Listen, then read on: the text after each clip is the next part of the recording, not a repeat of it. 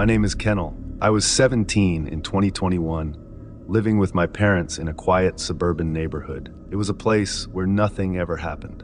You know the type. Calm streets lined with identical houses and people who waved politely but rarely stopped to chat. But that night, the ordinary turned into something I'd only seen in movies. It was a rainy Saturday, and my parents had gone to a neighbor's house a few streets away to play chess. They loved their games, but sitting there listening to grown-ups discuss pawns and strategies wasn't my idea of fun. I told them I'd stay home. My plan was simple: grab some snacks and watch a new horror movie. No one gets out alive. By 9:30 p.m., I was settled on the couch, the lights dimmed, and the sound of rain tapping against the windows added a creepy atmosphere. I was halfway through the movie when something made me pause, an eerie sound from outside. At first, I chalked it up to the storm, but it was persistent. I shook it off thinking, just your imagination, Kennel, don't be weird. Then, at exactly 10 p.m., a loud bang echoed through the house. It wasn't like thunder, it was coming from the front door. My heart jumped and I froze. Who would knock this late in this weather? Slowly, I crept to the door, careful not to make noise, and peeked through the peephole. A woman stood on my porch. She looked about 30, wearing a soaked rain jacket, her hair dripping as rain poured down on her. Her face was pale, and she looked desperate. "Please," she called out, her voice barely audible over the rain. "I need help. My car broke down, and my phone's dead. Can I use yours to call someone?" I hesitated, my pulse quickening. The streetlight illuminated her car parked at the curb. Its engine was still running. That struck me as odd. Why would her car be running if it was broken? I squinted through the peephole, trying to make sense of it. Then, against all better judgment, I opened the door. She stood there, shivering. "Thank you," she said, stepping forward. But just as I moved aside, I saw him, a man in a black hoodie sprinting toward the house, his face partially hidden, and in his hand, a gun. My blood ran cold. I slammed the door shut before the woman could step inside, twisting the deadbolt and locking the chain. She screamed and pounded on the door. "Let me in. You don't understand." The man reached the porch, banging his fist against the door. "Open up," he shouted, his voice a mix of rage and panic. I stumbled back, my heart pounding so hard I thought it might stop. Suddenly, I heard glass shatter from the back of the house. My breath hitched as I darted toward the kitchen, where the man was trying to climb through the broken window. Without thinking, I grabbed a heavy frying pan and swung it toward him. He dodged, but his hand caught on the jagged glass, leaving blood on the frame. He cursed and pulled back, disappearing into the shadows. I ran back to the living room, my hands shaking as I grabbed my phone. I dialed 911, my voice trembling as I told the operator what was happening. They assured me that officers were on their way and told me to stay on the line. The banging on the front door intensified, and the woman's voice turned frantic. "You don't understand. Please let us in." I bolted to the bathroom and locked the door, clutching my phone like a lifeline. I texted my parents, warning them not to come home. My dad replied instantly, saying he'd called the neighbors for help too. Minutes felt like hours. The operator stayed on the line, trying to keep me calm. Then everything went silent. The banging stopped, and I held my breath, straining to hear any sound. Suddenly, I heard footsteps upstairs. My heart sank. The attic window. I hadn't even thought about it. Had they climbed onto the roof? The footsteps grew louder, moving closer to the staircase. The sound of sirens filled the air, and red and blue lights flashed through the bathroom window. I stayed frozen, hoping the police would reach me before the intruders did. A loud knock on the bathroom door made me jump. "Police!" a voice called. I hesitated, unsure if it was real, but then I heard voices downstairs.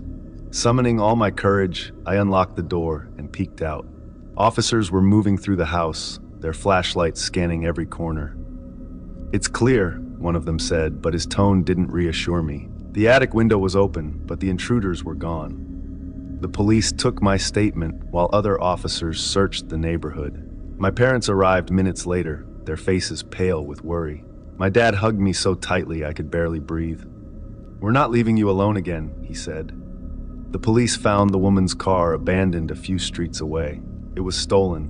They discovered duct tape, zip ties, and a knife. The blood on the window frame linked the man to other home invasions in the area. The rest of the night passed in a blur. I didn't sleep, replaying the events over and over in my mind.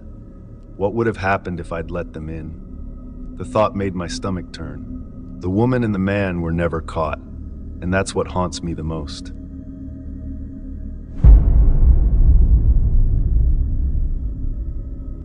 This story happened back in 2017 on Christmas Day, when I was still in my teenage years.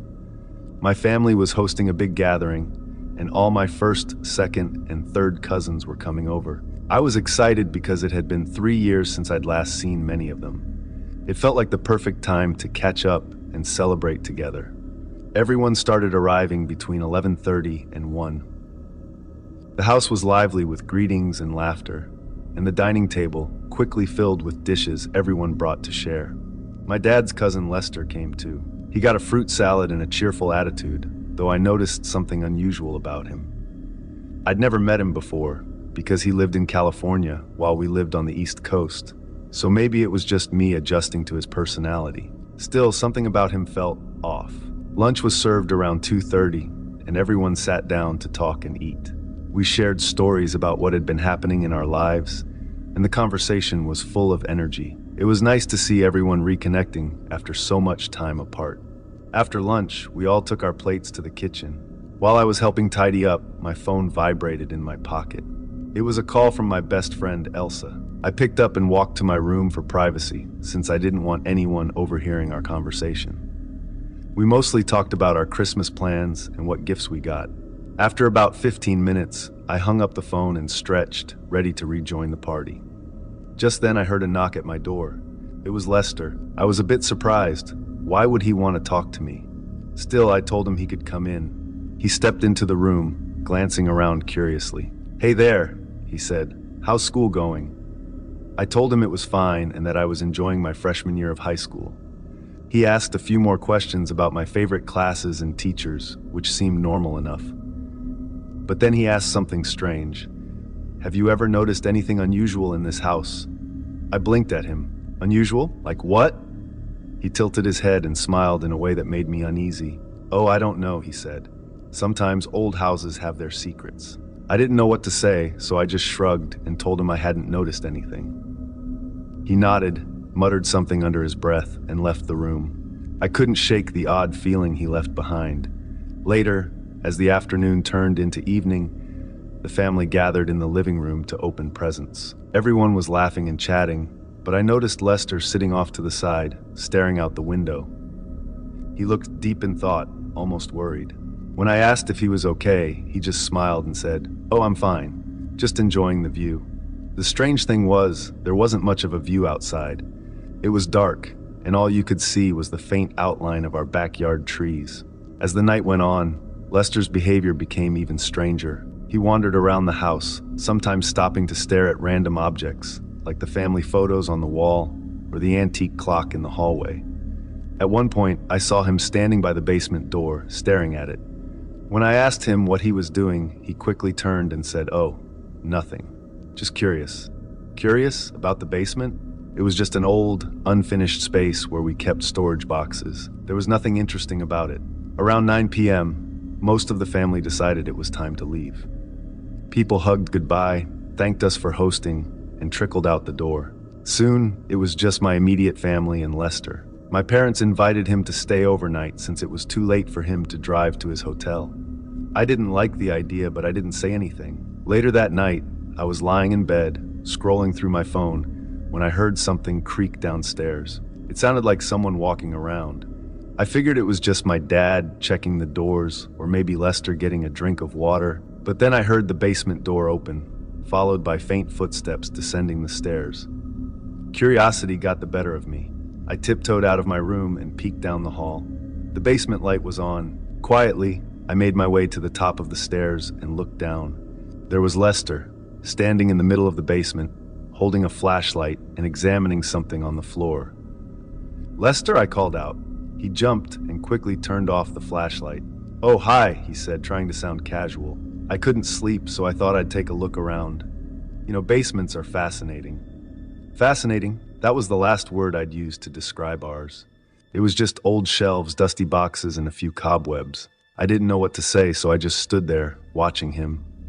He gave me a nervous smile, and walked back up the stairs, brushing past me without another word. The next morning, Lester was gone. My parents said he left early to catch a flight, but something about it didn't feel right. I decided to check the basement, and that's when I noticed it. One of the floorboards near the back wall had been pried loose. Inside the gap was a small, dusty box. I pulled it out and opened it. Inside were old letters and photographs, some dating back to the 1940s. They seemed to belong to the previous owners of the house. There was nothing particularly strange about them, just old memories. But why had Lester been so interested in them? When I told my parents about the box, they were as confused as I was. We couldn't figure out why Lester had been poking around in the basement or why he left so suddenly. To this day, I still wonder what he was looking for and why he acted so strangely that night. It was a Christmas I'll never forget, not because of the presents or the family gathering, but because of the lingering mystery of Uncle Lester and the secrets he seemed to be chasing. Before we get into the next story, if you come for the first time, please make sure to subscribe to our channel and press the bell icon for upcoming scary stories. We need your support. Please share these stories with your friends and family. Thanks.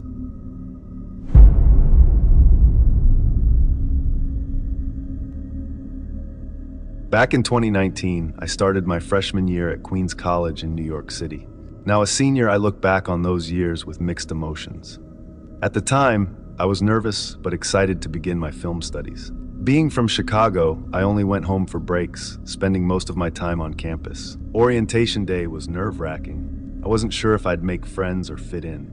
But by the end of the day, I had connected with other students in my program. One person, however, stood out for the wrong reasons: Dylan. He had a strange energy, always talking about obscure films or making random jokes that fell flat.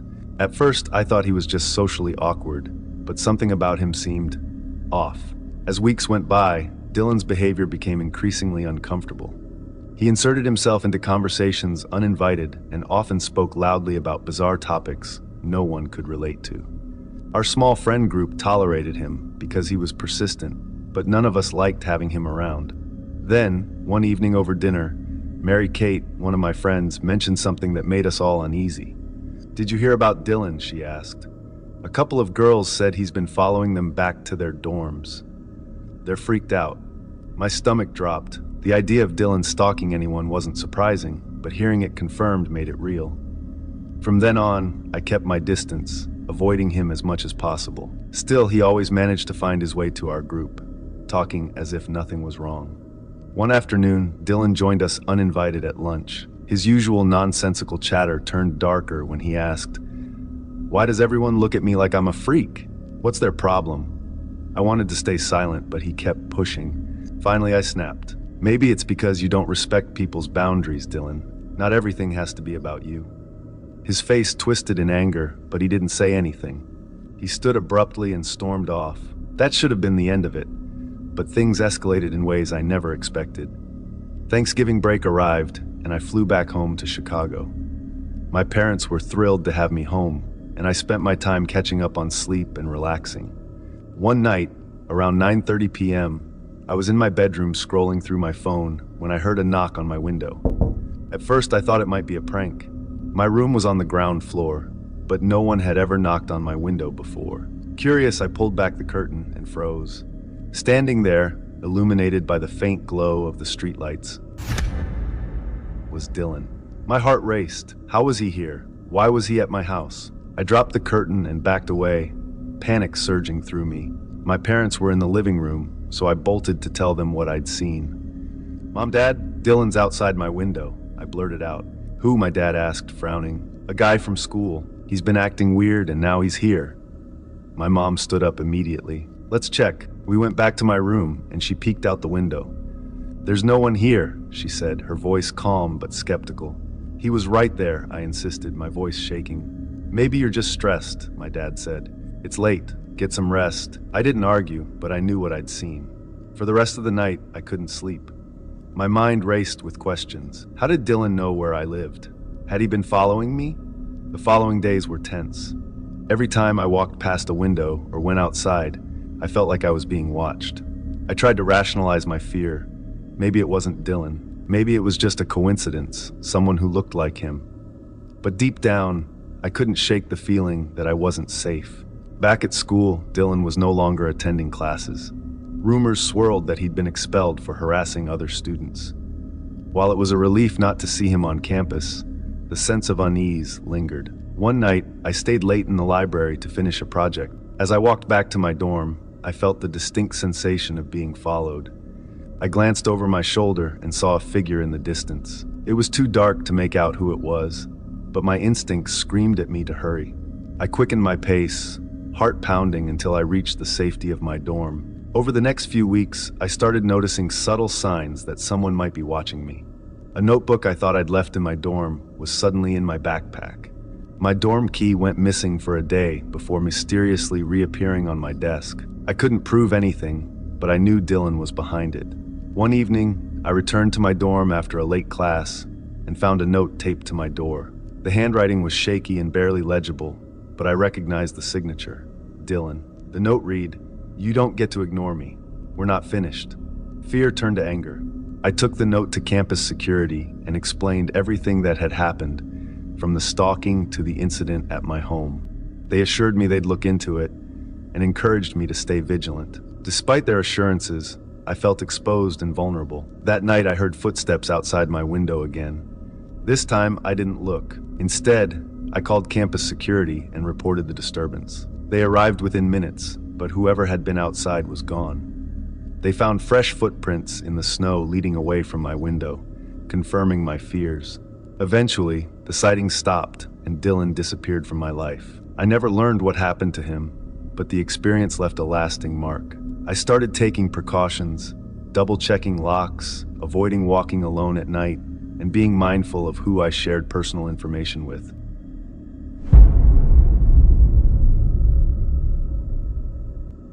I will never forget my very first job.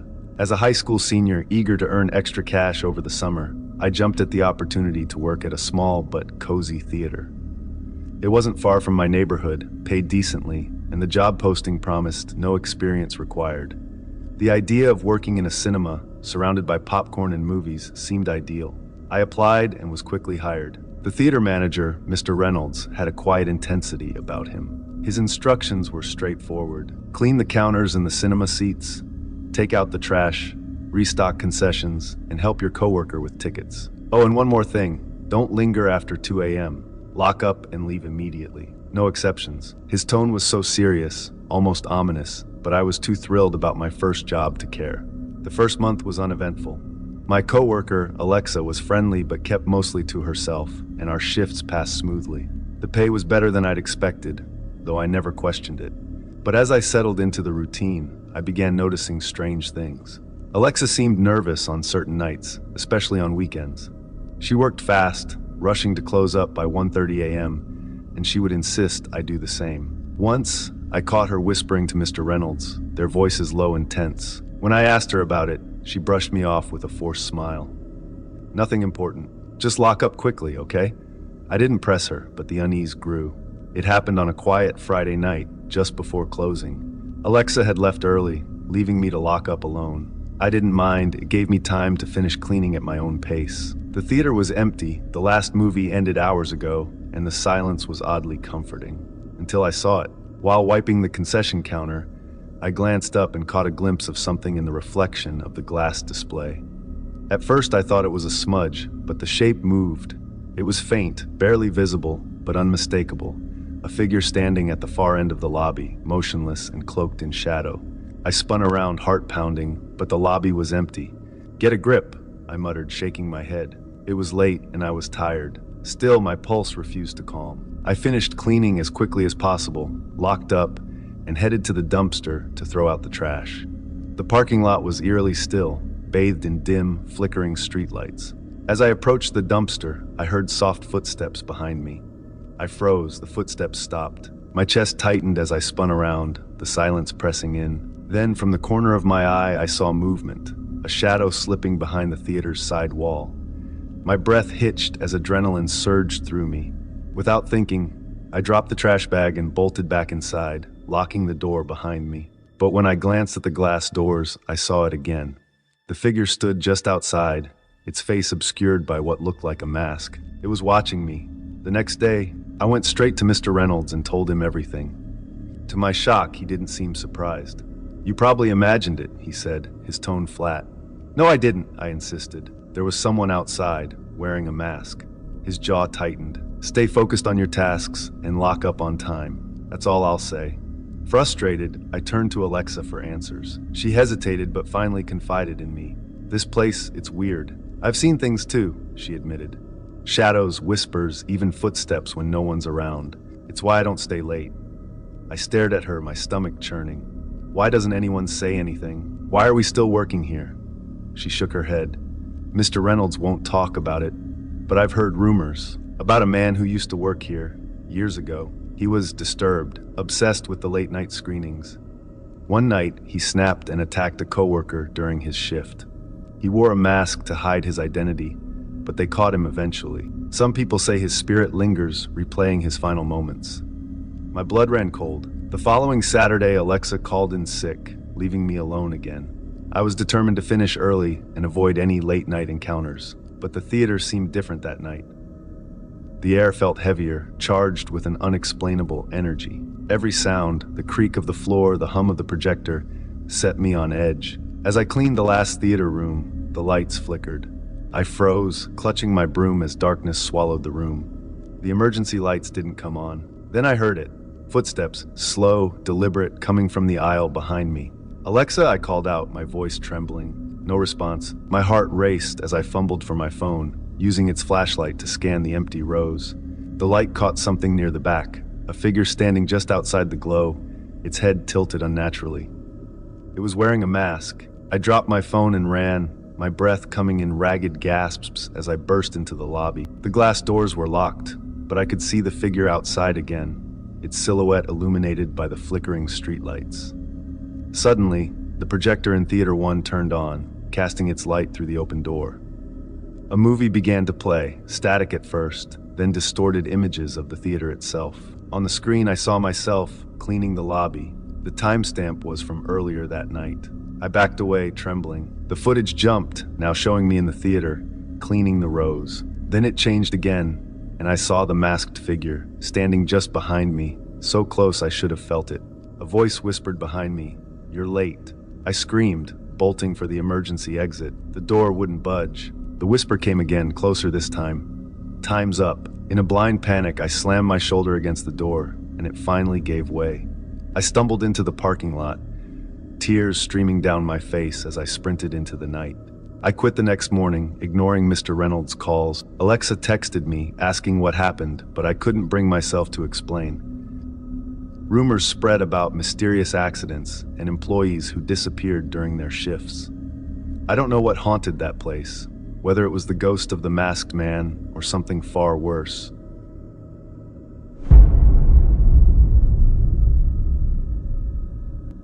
I never thought my dog Rocky would save my life.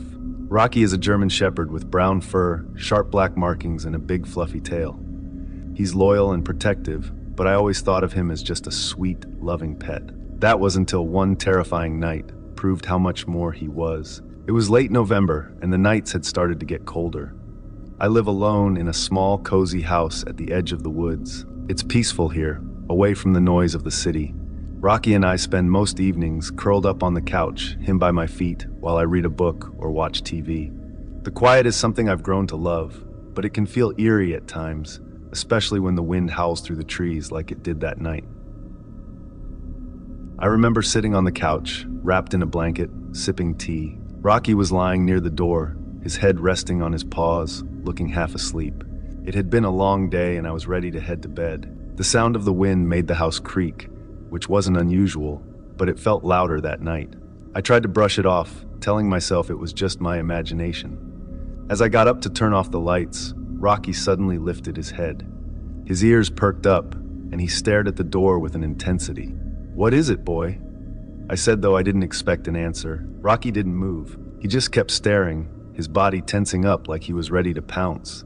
His low growl filled the room, vibrating through the stillness. My heart started racing. I tried to listen, but all I could hear was the wind outside. Maybe it was a deer or some other animal passing by. Living near the woods, I was used to wildlife roaming around. But Rocky didn't usually act this way. not unless something was wrong. I walked to the window, pulling the curtain aside just enough to peek out. The yard looked empty, the shadows of the trees swaying in the moonlight.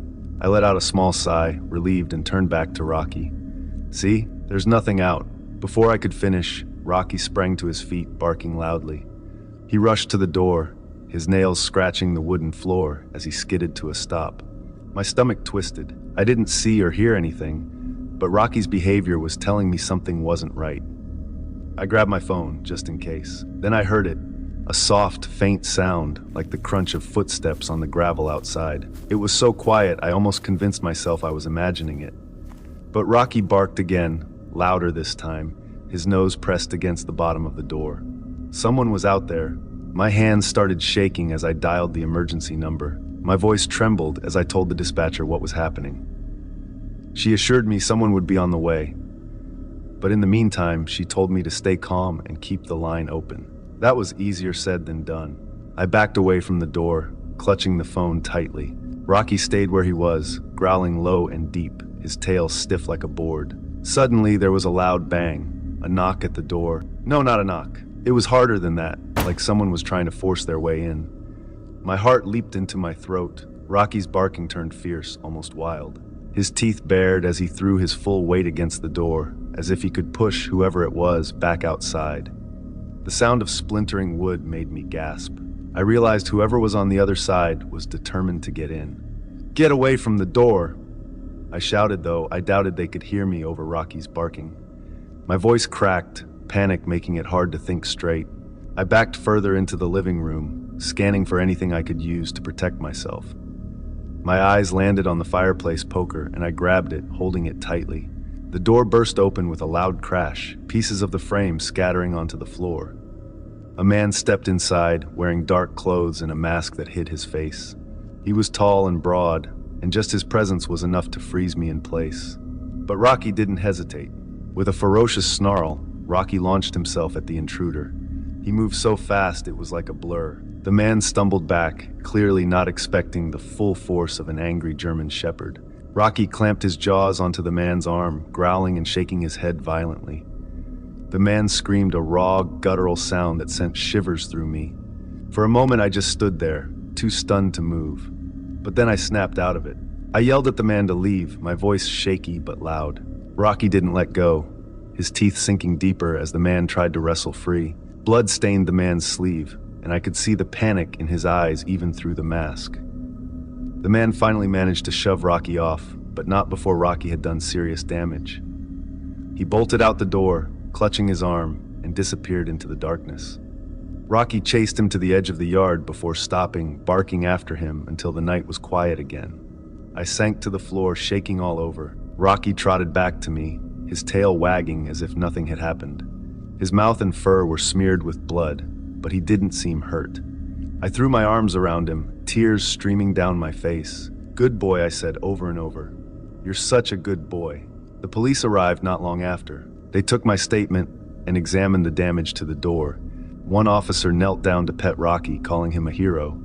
They told me the intruder had likely been watching the house for a while, waiting for the right moment. The thought made my skin crawl, but I was grateful Rocky had been there to protect me. That night, I didn't sleep. I couldn't stop thinking about what might have happened if Rocky hadn't been there. He wasn't just a pet, he was my guardian, my protector.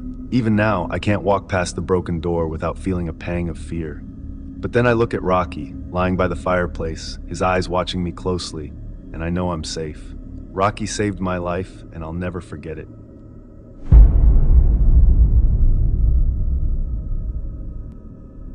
This story takes place last Christmas break. I have a wonderful family, a loving husband, and 4 amazing kids, and we all live in London. We decided to spend Christmas somewhere different that year, with my siblings and parents joining us.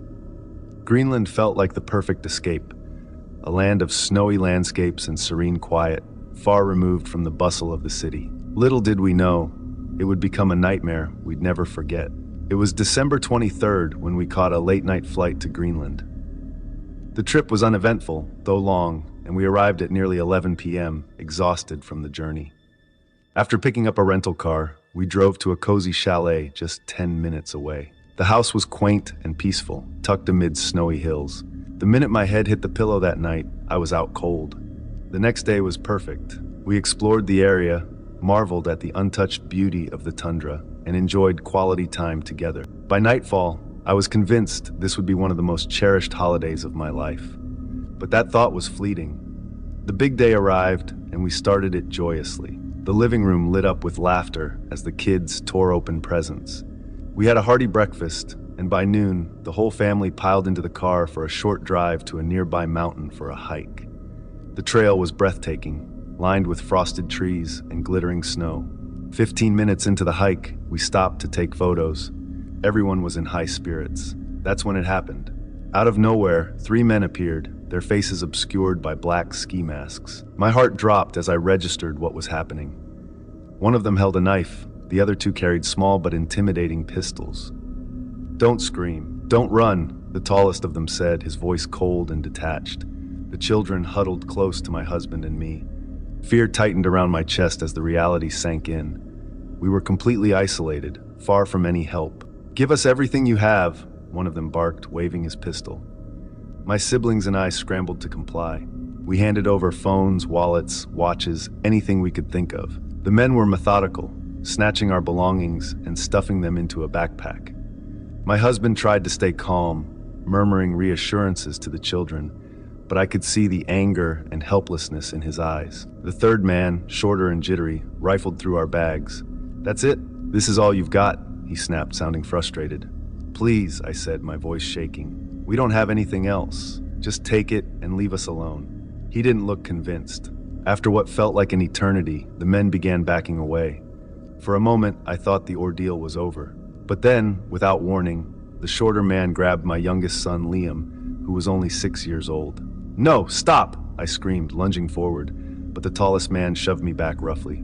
"We need leverage," the short man said, "just in case they report us." "Let him go," my husband yelled, stepping forward, but the gun-wielding man raised his weapon threateningly. "Stay back, or he's done," the man growled. Time seemed to freeze. My son's terrified cries pierced the air as the men dragged him off into the woods. My siblings held me back as I screamed and pleaded, desperate to run after them. We stood there, paralyzed and powerless, as the masked men disappeared into the trees, taking Liam with them. We sprinted back to the car, the weight of what just happened to sink in with every step. My husband drove us straight to the nearest police station, where we reported the robbery and abduction through tears and broken words. The officers assured us they would do everything possible to find Liam. Still, their somber expressions told me the truth. Out here, in this remote wilderness, the odds were slim. That night, none of us slept. Every sound outside the chalet felt like a threat. The weight of guilt and fear pressed down on me, and I couldn't stop blaming myself. The next morning, we cut our trip short and flew back to London.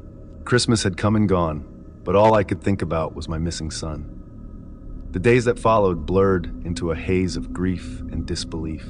We worked closely with the authorities, but leads were scarce. The men had vanished without a trace, leaving no clue about where they had taken Liam or why. Weeks turned into months, and though the search continued, hope began to dwindle. Every phone call from the police filled me with equal parts hope and dread, but the answers never came. I took a leave from work, unable to focus on anything but the pain of loss. My siblings and parents tried to rally around us, offering support and love, but nothing could fill the void. Our once happy home now felt heavy with sorrow. My other children became quieter, their laughter replaced by cautious whispers. My husband and I struggled to hold each other up, each of us wrestling with guilt and grief. To this day, Liam's fate remains unknown. The masked men were never caught, and the trail went cold. Every Christmas since has been a painful reminder of what we lost that day in Greenland.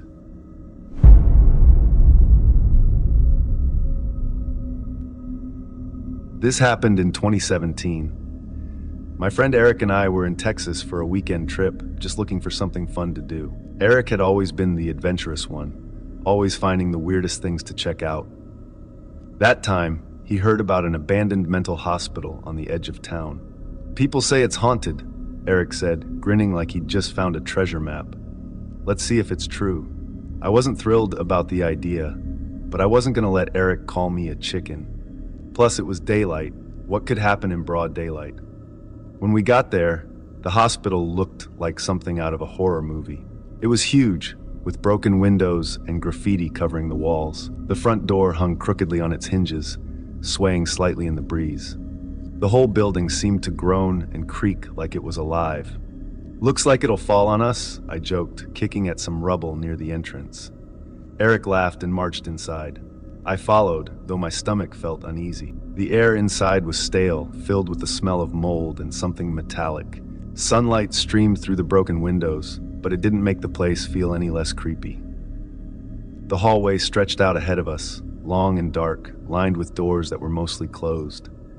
Some were open just a crack, as if inviting us in. The walls were covered in faded posters and scrawled words I couldn't make sense of. We poked around for a while, finding nothing but empty rooms and broken furniture. It was just as creepy as you'd expect, but nothing was actually happening. Eric kept making jokes, tapping on walls like he was expecting a ghost to answer. Then we found the room. It was near the end of the hallway, tucked behind a heavy steel door. The door was slightly ajar, and Eric gave it a shove.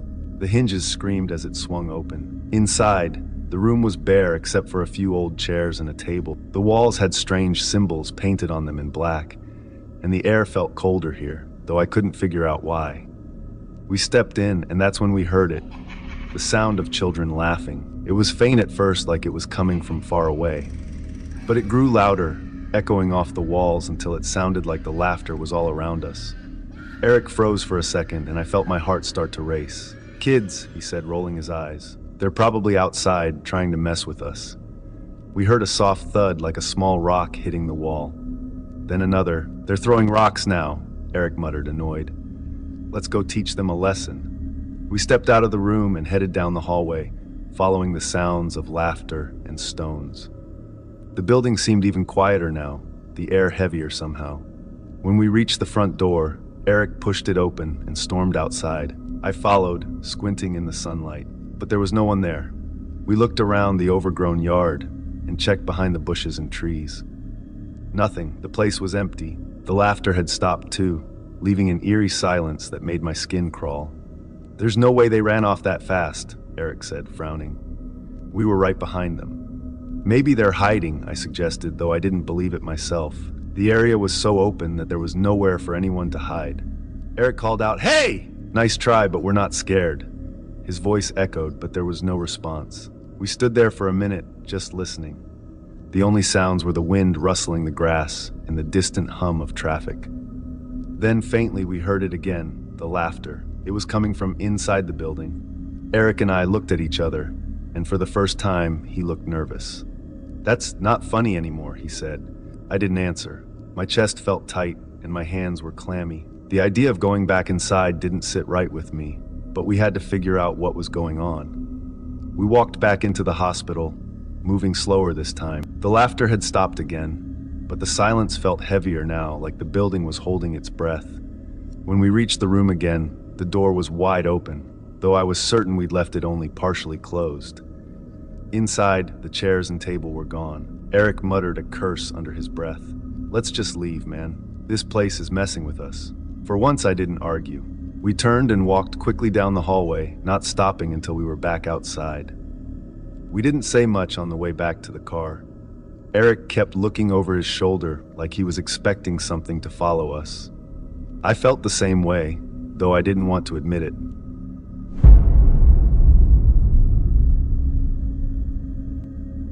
When I was 8 years old, my world felt small but full of wonder. Little things seemed magical to me, like the soft crunch of snow under my boots, or the way snowflakes sparkled under the streetlights.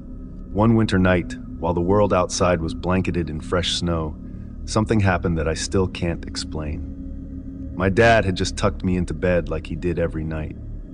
He pulled the blanket up to my chin, patted my head, and told me to sleep tight.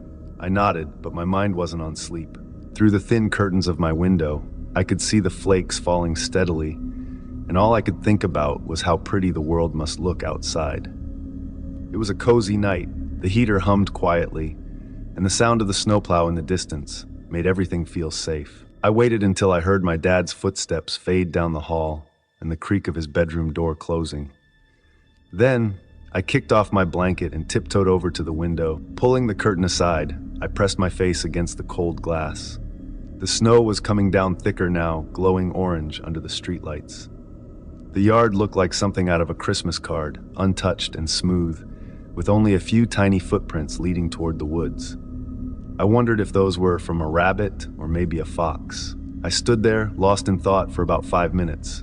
The quiet of the snow felt peaceful, but also strange, like the world outside my window was separate from the one inside my house. Then, just as I started to feel like I was the only person awake in the world, I heard it, a loud bang from my bedroom door. The sound startled me so much that I gasped and spun around. My heart was racing, but I tried to convince myself it was just the house settling. Maybe the heater made a pipe knock, or the door had shifted in its frame. But when I looked at the door, my stomach dropped. There, standing in the doorway, was a person. At least, I think it was a person. It was small, about as tall as I was, but something was wrong. Its skin, or maybe it was its clothes, was completely black. It was not like shadows or darkness, but like it had soaked up every light in the room. The hallway light was on, so I could see the outline of its body clearly, but there were no features. No eyes, no nose, no mouth. Just this solid black shape standing there, motionless. I froze. My mind raced with questions, but none of them made sense. Was this a trick? A shadow from something outside? Maybe it was a prank, and my dad or mom was trying to scare me. But I knew it couldn't be them.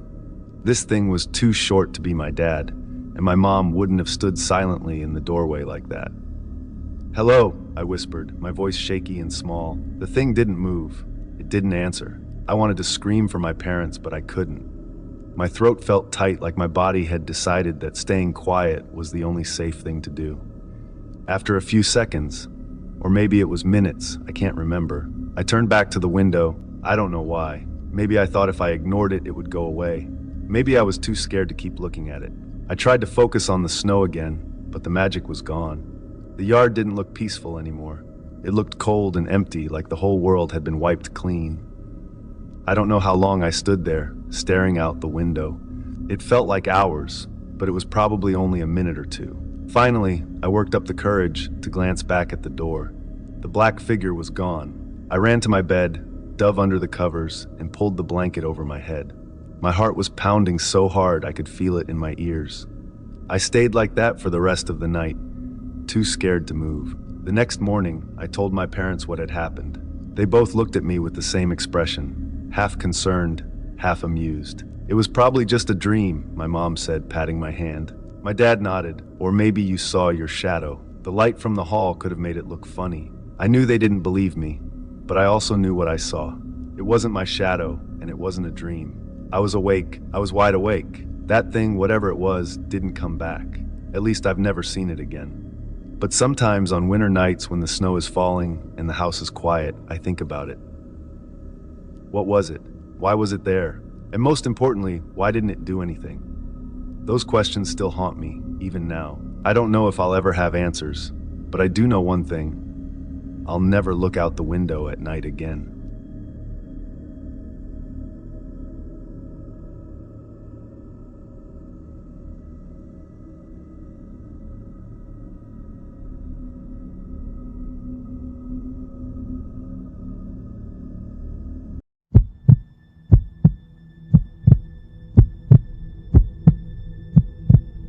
When I was a kid, my parents let me stay home alone for the first time. I was excited and nervous at the same time. I felt grown up, but a little scared too. My parents told me they would be back late, so I had the whole evening to myself. It was a quiet evening. I watched TV, ate some snacks, and played video games. Everything was normal, and I was having fun. As the hours passed, I started to feel a bit sleepy.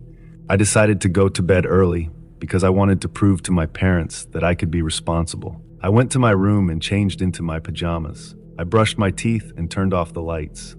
The house was dark and quiet, just like it always was at night. I climbed into bed and pulled the covers up to my chin.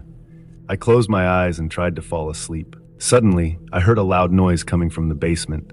It was the stereo blasting music at full volume. My heart started to race. The noise was so loud and it echoed through the entire house. I was terrified. I had no idea what was happening. I lay there in bed, frozen with fear. The music continued to blare, and I knew I had to do something. I couldn't just stay in my room and hope it would stop on its own. I had to go to the basement and turn off the stereo. I got out of bed and tiptoed to my bedroom door. I opened it slowly and peeked out into the hallway. The house was dark, and the music was deafening. I took a deep breath and walked down the hallway, trying to be as quiet as possible. I reached the top of the stairs and looked down into the darkness below. The basement door was open, and the music was even louder now. I could feel my heart pounding in my chest. I knew I had to be brave. I slowly walked down the stairs, one step at a time. The wooden steps creaked under my weight, and each creak made my heart race faster. I finally reached the bottom of the stairs and stood in front of the basement door. The basement was dark, and I could barely see anything. I knew the stereo was on the far side of the room, and I had to make my way over to it. I took a deep breath and stepped into the darkness. I fumbled for the light switch, but I couldn't find it. The music was so loud, and it was hard to think. I took a few more steps into the basement, and my eyes started to adjust to the darkness. I could see the outline of the stereo now. I walked over to the stereo and found the power button. I pressed it, and the music stopped suddenly. The silence was almost as deafening as the music had been. I stood there in the dark, my heart still racing. I quickly made my way back to the stairs and ran up to the main floor. I closed the basement door behind me and locked it. I turned on every light in the house. I didn't want to be in the dark anymore. I went back to my room and climbed into bed, but I couldn't sleep. I lay there, staring at the ceiling with the lights on. I kept thinking about the stereo and why it had turned on by itself. I was too scared to turn off the lights. When my parents finally came home, they found me awake in bed with the lights on. They asked me what had happened, and I told them about the stereo. They checked the basement and found nothing wrong. They said it was probably just a timer or an alarm that I had accidentally set earlier. Even though they tried to reassure me, I was still scared. I didn't understand how the stereo could have turned on by itself. I spent the rest of the night in my parents' room, too afraid to stay in my bed. To this day, I still don't know why the stereo turned on that night.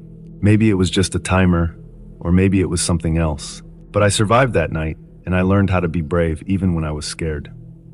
It was a scary experience, but it also made me stronger. And whenever I hear a loud noise in the middle of the night, I remember that I can be brave, no matter what.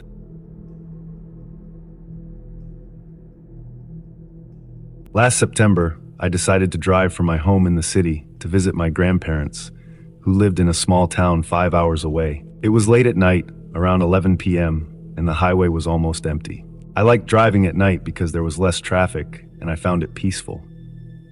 My name is William, and I work as a graphic designer. I am 27 years old, and I live alone in a small apartment. This drive was supposed to be a relaxing getaway from my busy life.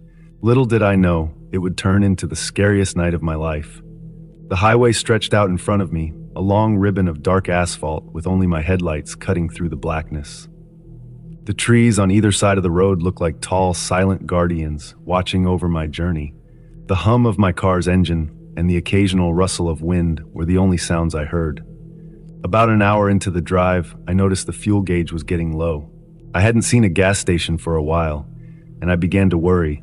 The next exit was still 30 miles away, so I decided to keep going and hope for the best. The road seemed endless, and the darkness felt thicker. As I drove, my mind started to wander. I thought about my grandparents, the stories they used to tell me, and the times we spent together when I was a kid. These thoughts were comforting and helped keep my mind off the growing anxiety about my fuel situation. Suddenly, in the distance, I saw a figure on the side of the road. At first, I thought it might be a hitchhiker, but as I got closer, I realized it was a man, waving his arms frantically. He was standing just outside the highway, near a broken-down car. I slowed down and pulled over to the shoulder, stopping a few feet away from him. The man looked to be in his late 40s, with unkempt hair and a scruffy beard. He was wearing a dirty jacket and jeans. His eyes were wide, and he looked scared. I rolled down my window and called out to him, "Hey, do you need help?" He walked closer to my car, and I felt a chill run down my spine. There was something off about him. His eyes darted around nervously, and his hands were shaking. "My car broke down," he said in a trembling voice. "I've been here for hours. Can you give me a ride to the next gas station?" I hesitated.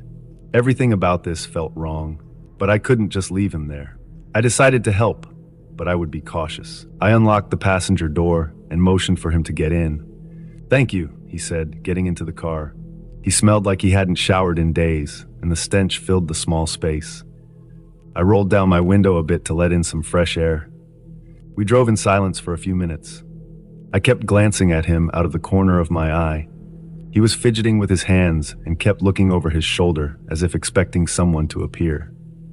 "What's your name?" I asked, trying to break the tension. "Julian," he replied quickly. "Thanks again for stopping. Not many people would."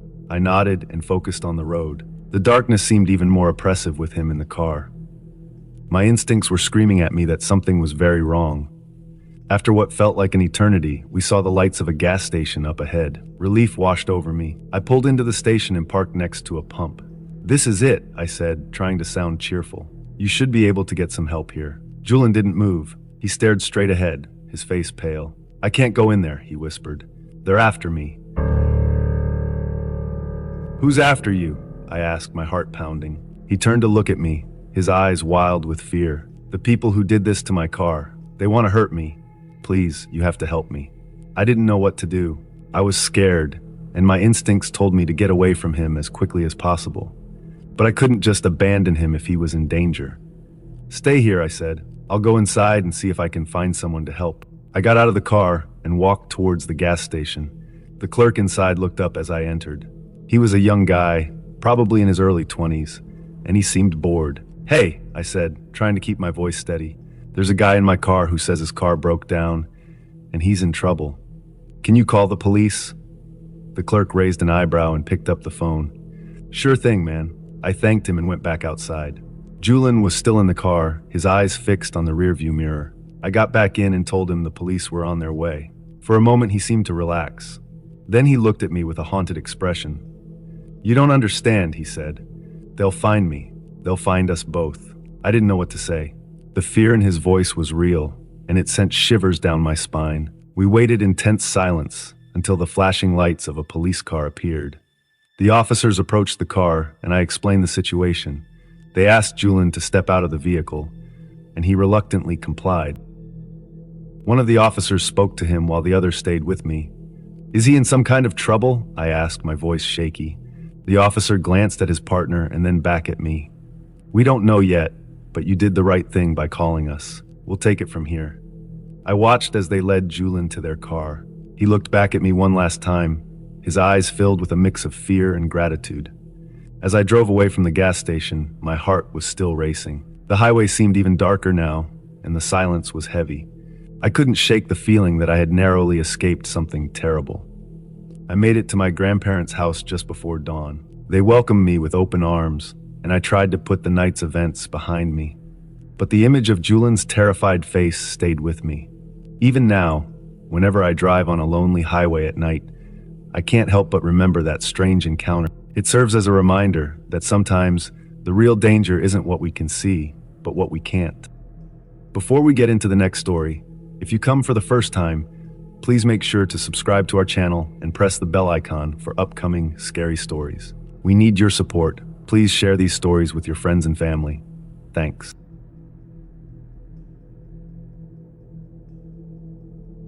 I met Jake in college. He was charming, always smiling, and knew how to make me laugh. We quickly became close. Our relationship felt like a fairy tale at first. Jake was the perfect boyfriend, thoughtful, attentive, and caring. We shared dreams, laughter, and a love that seemed unbreakable. I remember our first date vividly. We went to a small cafe by the lake, talking for hours about our hopes and dreams. Jake told me about his plans to start his own business, while I shared my dream of becoming a writer. We connected on a deep level, and I felt like I had found my soulmate. For months, everything was perfect. Jake would surprise me with little gifts, leave sweet notes for me to find, and plan the most amazing dates. We would often take long walks in the park, holding hands and talking about our future together. I felt safe and loved in his presence, never suspecting that there was a dark side to his seemingly perfect life. One night, everything changed. It was a chilly autumn evening, and Jake had invited me over to his apartment for dinner. He had been acting a bit strange lately, distant and secretive, but I chalked it up to stress from work. As I walked up to his apartment building, I noticed a couple of police cars parked outside. My heart started to race, and a sense of unease washed over me. I rang the doorbell, and Jake answered almost immediately. He looked tense, his usual smile replaced by a worried expression. "Hey, come in," he said, his voice shaky. I stepped inside, and he quickly closed the door behind me. "Jake, what's going on? Why are there police outside?" I asked, my voice trembling. He avoided my gaze, running a hand through his hair. "It's nothing, just a misunderstanding. Everything will be fine," he said, but I could tell he was lying. There was something he wasn't telling me, and I felt a knot forming in my stomach. We sat down at the dining table, and Jake tried to carry on a normal conversation, but I couldn't shake the feeling that something was wrong. Suddenly, there was a loud knock at the door. My heart leaped into my throat as Jake stood up, his face pale. "Stay here," he whispered before walking to the door. I watched as he opened it, revealing 2 police officers standing outside. "Jake Thompson?" one of the officers asked. "You're under arrest for multiple counts of fraud and money laundering. You have the right to remain silent." My world shattered at that moment. I couldn't believe what I was hearing. Jake, my loving boyfriend, was a criminal? It felt like I was in a nightmare, and I couldn't wake up. The officers handcuffed Jake and led him out of the apartment. I stood there frozen, unable to comprehend what was happening. As they took him away, Jake turned to look at me, his eyes filled with regret. "I'm sorry," he mouthed before disappearing from view. I sank to the floor, tears streaming down my face. How could I have been so blind? All those late-night phone calls, the unexplained absences, the sudden influx of money, I had ignored all the signs. I had trusted Jake completely, and now I was paying the price. The next few days were a blur. I was questioned by the police, who revealed the extent of Jake's crimes. He had been involved in a large-scale fraud operation, stealing millions of dollars from unsuspecting victims. I felt betrayed, hurt, and angry. The man I loved had been living a double life, and I had been too naive to see it. As the weeks passed, I tried to pick up the pieces of my shattered life. I moved out of our apartment, unable to bear the memories that haunted me there. I leaned on my friends and family for support, slowly beginning to heal from the pain Jake had caused. But the nightmares persisted. I would wake up in the middle of the night, drenched in sweat, reliving the moment Jake was taken away. One evening, as I sat alone in my new apartment, I received a letter in the mail. It was from Jake. My hands trembled as I opened it, unsure of what to expect. "I know I don't deserve your forgiveness, but I need to explain. I never wanted to hurt you. I got involved in something I couldn't get out of, and it spiraled out of control. You were the best thing that ever happened to me, and I'm so sorry for everything. Please, don't let my mistakes ruin your life. You deserve to be happy." Tears filled my eyes as I read his words. Part of me wanted to hate him, to erase him from my memory, but another part of me still loved him, despite everything he had done. In the end, I realized that I had to move on. I couldn't let Jake's actions define my future. I had to find a way to rebuild my life, to learn to trust again. It wouldn't be easy, but I was determined to try. As I closed the letter, I made a promise to myself. I would heal, I would grow, and I would find happiness again. Jake had taken so much from me, but he couldn't take away my strength, my resilience, or my hope for a better future.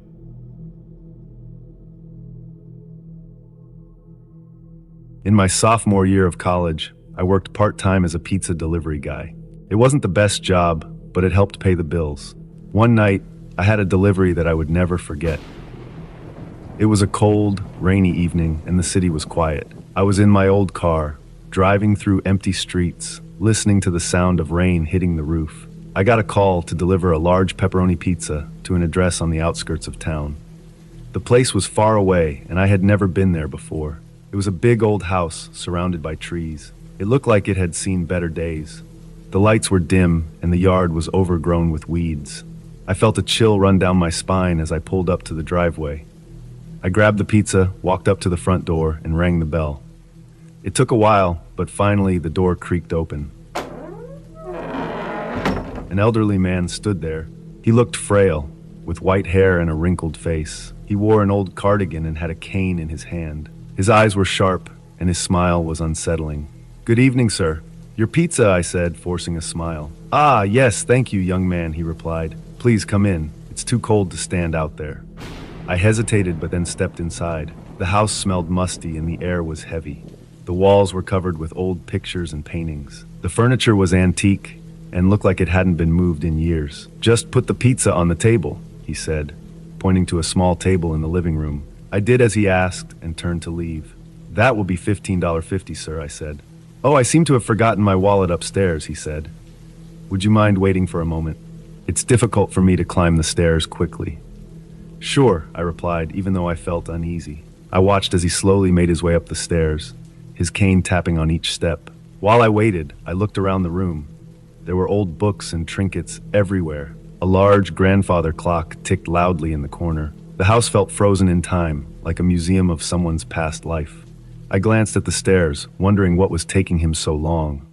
Just then, I heard a noise coming from the kitchen. It sounded like something scratching or moving. My heart began to race. I took a step toward the kitchen to investigate, but then I heard footsteps coming down the stairs. The old man returned, holding a leather wallet. "Sorry to keep you waiting," he said, opening the wallet. He handed me a $20 bill. "Keep the change for your trouble." "Thank you, sir," I said, quickly pocketing the money. I wanted to leave as soon as possible. But as I turned to go, he grabbed my arm with surprising strength. "Wait," he said, his eyes locking onto mine. "Would you like to stay for a cup of tea? It's been so long since I had company." I could feel my pulse quicken. "No, thank you. I have other deliveries to make," I said, trying to pull away. His grip tightened. "Just one cup," he insisted, his voice cold. "No, really, I must go," I said, trying to stay calm. He stared at me for a long moment before finally letting go.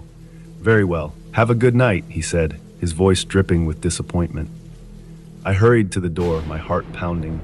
As I stepped outside, I heard the door slam shut behind me. I rushed to my car and got in, locking the doors. I glanced back at the house and saw the old man watching me from the window, his face shadowed by the dim light. I started the car and drove away, my hands shaking on the steering wheel. The rain was coming down harder now, and the windshield wipers struggled to keep up. I kept glancing in the rearview mirror, half expecting to see the old man following me. When I finally got back to the pizzeria, I felt a wave of relief wash over me. I parked the car and went inside, still feeling the chill from that house. I told my manager about the strange encounter, but he just laughed it off. "Old people can be weird sometimes," he said, but I couldn't shake the feeling that something was very wrong with that man. I decided I would never go back to that house, no matter what. Weeks went by, and I tried to put the incident out of my mind. But one night, I was closing up the pizzeria when the phone rang. I answered it, and my heart sank when I recognized the address. It was the old man's house. "Can I get a large pepperoni pizza delivered?" the familiar voice asked. "I'm sorry, sir, but we no longer deliver to your area," I said quickly, hanging up the phone. I never heard from him again, but the memory of that night stayed with me. I often wondered what would have happened if I had stayed for that cup of tea. Maybe he was just a lonely old man looking for company. But deep down, I knew there was something more sinister about him. I was glad I trusted my instincts and got out of there before it was too late.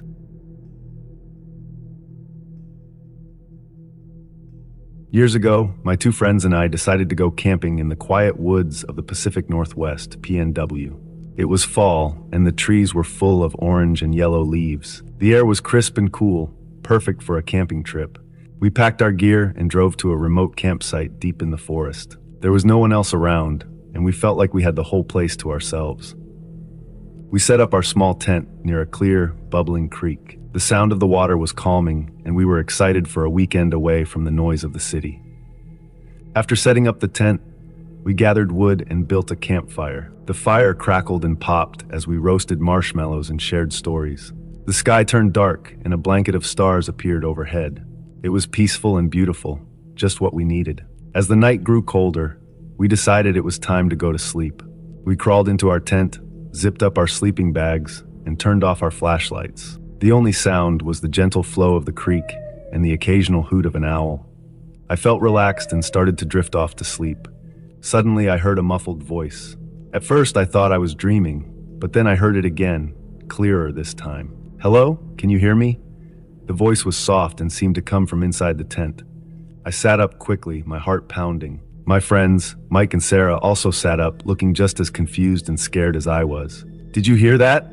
I whispered, trying not to panic. "Yeah," Mike replied, his voice shaky. "Where is it coming from?" We turned on our flashlights and looked around the tent. There was nothing there but our sleeping bags and backpacks. We checked our phones, but they were all off and had no signal. The voice couldn't be coming from our phones, and there was no one else around. We were miles away from the nearest town, and the woods were completely silent. "Hello?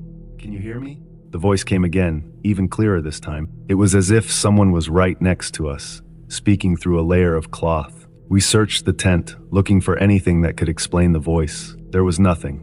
No hidden speakers, no radios, nothing. Sarah's face was pale. "This doesn't make any sense. Where is the voice coming from?" We sat in silence, listening intently. The voice didn't come again, but the feeling of unease lingered. We tried to calm ourselves down, convincing each other that it was just our imaginations or some strange echo from the woods. But deep down, we all knew that wasn't true. After a while, we decided to try and sleep again, though it was hard to relax. The fear of hearing that voice again kept us on edge. I lay in my sleeping bag, eyes wide open, listening to every sound. The creak, the wind in the trees, and the occasional rustle of leaves outside the tent. Hours passed, and eventually, exhaustion took over. I fell into a restless sleep, filled with strange dreams of being watched. When morning finally came, the sunlight filtering through the trees, we were all relieved. We packed up our things quickly, eager to leave the eerie campsite behind. As we hiked back to the car, we talked about what had happened.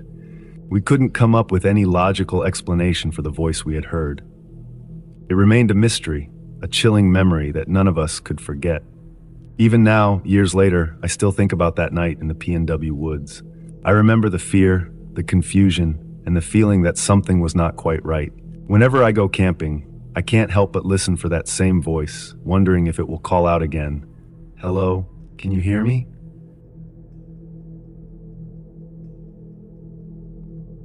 I have never been afraid of walking alone at night. The campus is usually well lit, and there are always a few students out and about. But that night was different. The air was cold, and a thick fog had settled in, making everything look eerie and unfamiliar. I had just finished a late-night study session at the library. My dorm was on the other side of the campus, and I didn't feel like waiting for the shuttle. So I decided to walk. I put my headphones on and started my journey, hoping some music would make the walk seem shorter. The campus was quieter than usual. I could barely see a few feet in front of me because of the fog. The streetlights cast long, creepy shadows on the ground. I tried to shake off the feeling of unease and focused on the music. As I walked past the old science building, I noticed a figure standing under a tree. At first, I thought it was another student, but as I got closer, I realized it was a man. He was tall and wore a long coat and a hat that hid most of his face. Something about him didn't feel right. I sped up, hoping to pass him quickly, but then he started walking towards me. I could hear his footsteps getting closer and closer.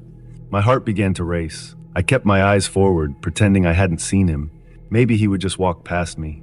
"Hey," he said in a low, gruff voice. I kept walking, not wanting to engage. "Hey, I'm talking to you." I could feel him getting closer. My heart pounded in my chest. I glanced around, but there was no one else in sight.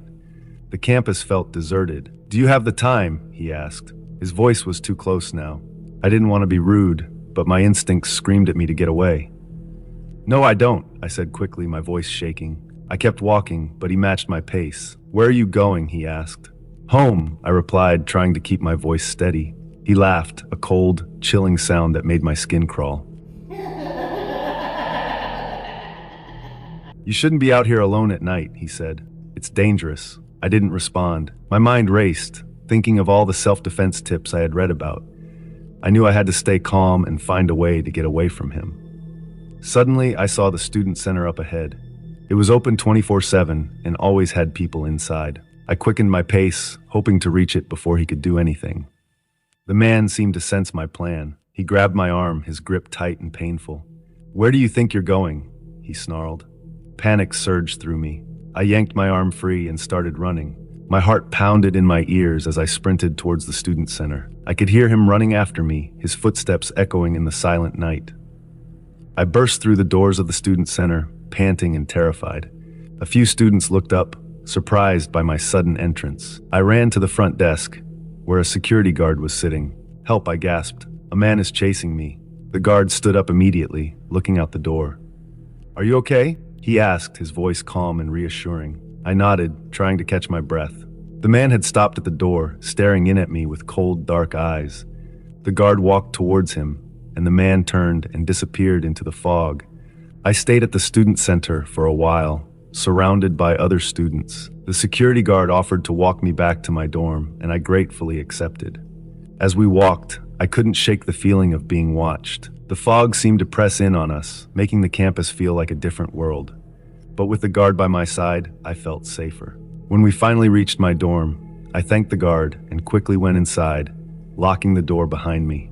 My room felt like a sanctuary, a haven from the terrors outside. I never saw the man again, but the memory of that night stayed with me. I learned to be more cautious, to trust my instincts, and to never underestimate the darkness that can lurk in familiar places.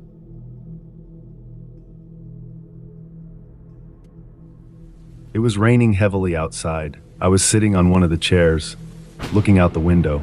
The rain was hitting the glass hard, and I could hear the wind howling. I felt alone and uneasy, as if something was not right. The night was dark, and the only light in the room came from a small lamp beside me. I wrapped a blanket around myself, trying to feel safe and warm. I had always loved the sound of rain, but tonight it made me feel nervous.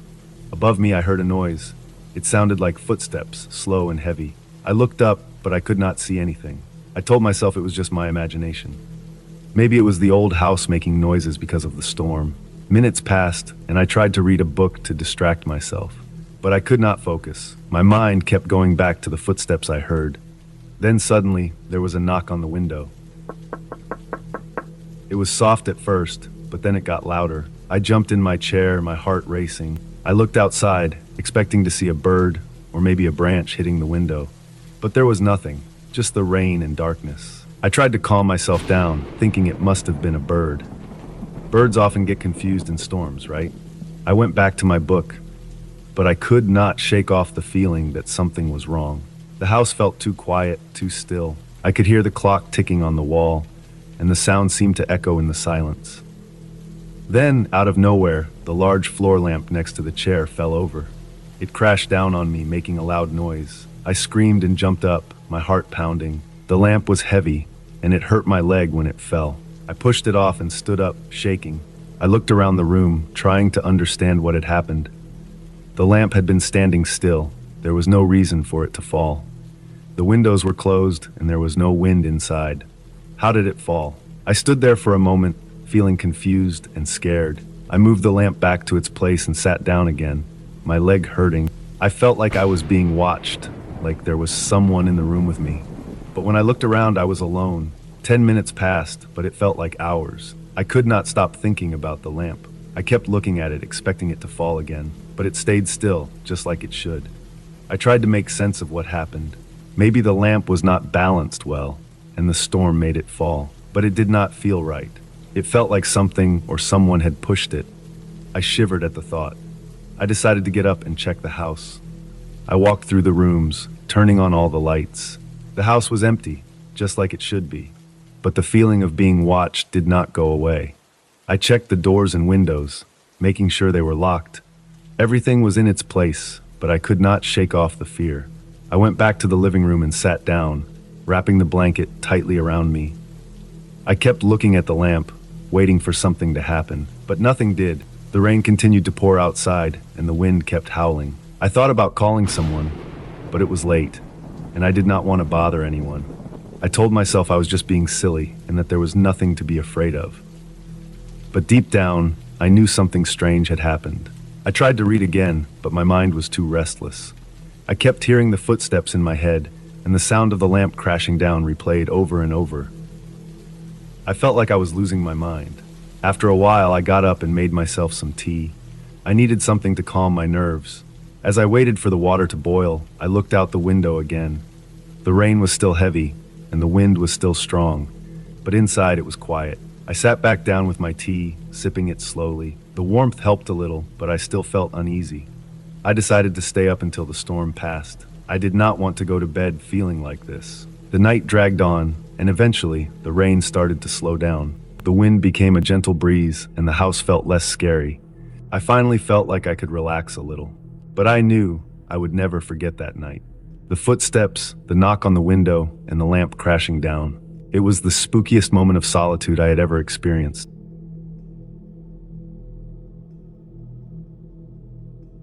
In 2018, I stayed at my grandmother's house for a week. My dad had warned us about one thing. He told us to cover the big mirror in the hallway before going to bed. He said if we didn't, we might have bad nightmares. He even said the mirror was a portal for ghosts. I didn't believe him at first. It sounded like one of those stories parents tell to scare kids into behaving. My grandmother's house was old and creaky. It had been in our family for generations. The floors were made of dark wood, and they made a noise with every step.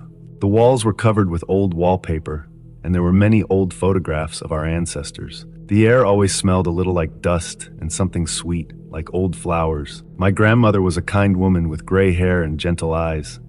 She had a lot of stories to tell from her days working in a hospice. She confirmed my dad's warning about the mirror. She told me about some strange things she had seen and heard over the years. There was once a lady who played the harp, she said. She would appear in the hospice and play beautiful but sad music. People who heard her said they felt a chill down their spine. And then there was a man who looked like the devil. He had red eyes and a wicked smile. He would stand at the end of the bed and watch people sleep. Many of the patients were very scared of him. I listened to her stories, feeling a bit nervous, but still not completely believing them. How could a mirror be a portal for ghosts? It seemed too strange to be true. The first few nights at my grandmother's house were peaceful. I enjoyed the quiet of the countryside and the fresh air. I even liked the old creaky house. Every night before going to bed, I would carefully cover the mirror with a large dark cloth, just as my dad had told me. But one night I was very tired. I had spent the whole day helping my grandmother in her garden. We planted flowers, picked vegetables, and cleaned up the yard. By the time I went to bed, I was exhausted. I brushed my teeth, put on my pajamas, and climbed into bed. I forgot all about the mirror. That night, I had the strangest dreams. I saw the lady with the harp. She was sitting in my grandmother's living room, playing a sad, haunting melody. Her fingers moved gracefully over the strings, but her eyes were empty and sad. I could feel a cold breeze blowing through the room, even though the windows were closed. I woke up with a start. My heart was pounding, and I was sweating. I looked around the room and saw that the mirror was still uncovered. I felt a chill run down my spine. Maybe there was something to my dad's warning after all. I tried to go back to sleep, but every time I closed my eyes, I saw the lady with the harp. Her music echoed in my head, and I couldn't escape it. I finally got up and went to the hallway. I took the cloth and covered the mirror. Then I went back to bed. The next morning, I told my grandmother about my dream. She nodded, looking serious. "You forgot to cover the mirror," she said. "That's why you had the nightmare. The mirror is a portal, just like your dad said. You have to be careful." I promised her I would never forget to cover the mirror again. But that night I felt brave. I wanted to see if the mirror was a portal. I decided not to cover it again. I went to bed, feeling a little scared but also curious. The dreams came back, stronger this time. I saw the lady with the harp again, but she wasn't alone. The man with the red eyes was there too. He was standing at the end of my bed, just like in my grandmother's story. His eyes glowed in the dark, and his smile was wicked. I tried to move, but I was frozen in place. I could feel his eyes on me, watching me, waiting. I woke up gasping for air. The room was dark, and I could hear my heart pounding in my ears. I looked at the mirror, and for a moment, I thought I saw a shadow move across its surface. I jumped out of bed and covered the mirror as quickly as I could. The next morning, I told my grandmother everything. She looked worried. "The mirror is dangerous," she said. "You must always cover it. It's not just a story, it's real." I believed her now. I didn't need any more proof. For the rest of the week, I made sure to cover the mirror every night. The nightmares stopped, and I slept peacefully again. When it was time to leave, my dad came to pick me up. I told him about the dreams and the mirror. He nodded. "I told you to cover it," he said. "Some things are better left alone." I never forgot my time at my grandmother's house. The memory of the lady with the harp and the man with the red eyes stayed with me. And I never forgot to cover a mirror before going to bed, just in case. Some stories might be just stories, but some might be real.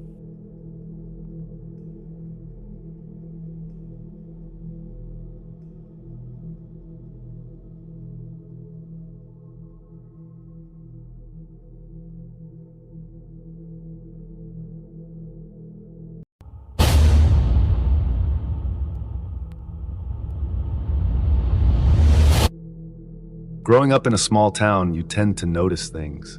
People in my village kept to themselves, but everyone still knew each other's business. Our street was quiet, lined with old houses and tall trees that whispered in the wind. My family lived in a small house with a white picket fence, but our neighbor's house was different. Bigger, newer, and always spotless, it looked out of place. The owner of that house, Mr. Collins, was a wealthy man who lived there with his wife, Mrs. Collins, and their 2-year-old daughter, Stacy. Mr. Collins was an odd man. He didn't speak much and kept to himself. But what stood out the most was his obsession with his car. He owned a sleek black sports car, the kind you only see in magazines. Every weekend, without fail, he would be outside, polishing and cleaning it as if it were made of gold. He would spend hours on that car, making sure every inch was perfect. Sometimes, I would watch him from my window, wondering why a car could mean so much to someone. Mrs. Collins was the complete opposite of her husband. She was always kind and friendly, often waving at me when she passed by. Sometimes, she would even stop to chat, asking about school or offering me some of the cookies she baked. Stacy was a happy little girl, always giggling and playing in their yard. The sight of them together was comforting, a rare bit of warmth in our otherwise quiet neighborhood. But then one day, everything changed. Mrs. Collins and Stacy disappeared. It was like they vanished into thin air. I remember the day the police came to our door, asking if we had seen Mrs. Collins or Stacy.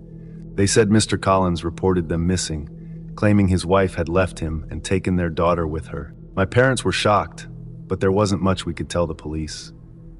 We hadn't seen anything unusual, and like everyone else, we just assumed Mrs. Collins had left on her own. Weeks passed, then months, and there was no sign of them. The whole town buzzed with rumors, each one wilder than the last. Some said Mrs. Collins ran away with another man, while others whispered about something far darker. I tried to push it out of my mind, but I couldn't shake the feeling that something wasn't right. Every time I saw Mr. Collins polishing his car, a chill ran down my spine. It felt wrong, like he was trying to distract himself from something horrible. One day, a few months after Mrs. Collins and Stacy had disappeared, something strange happened. My dad was in the garage, fixing up his old truck, when he noticed something odd in Mr. Collins's garage. The door was slightly open, and inside, barely visible, was Mrs. Collins's white Jeep. It was covered in dust like it hadn't been touched in months. My dad called my mom and me over to see, and we all stood there, staring at it in shock. If Mrs. Collins had run away, why would her car still be here?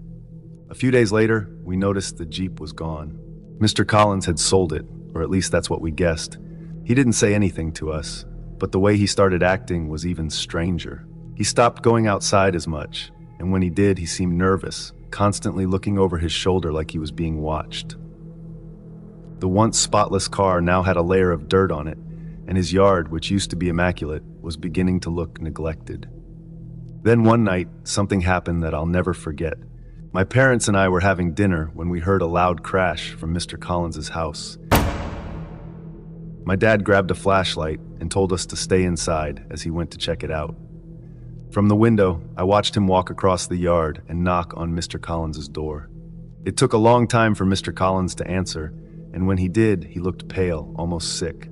My dad asked if everything was okay, but Mr. Collins just nodded and said he had dropped something. My dad came back inside, but he looked unsettled. He told us he had seen something strange when Mr. Collins opened the door.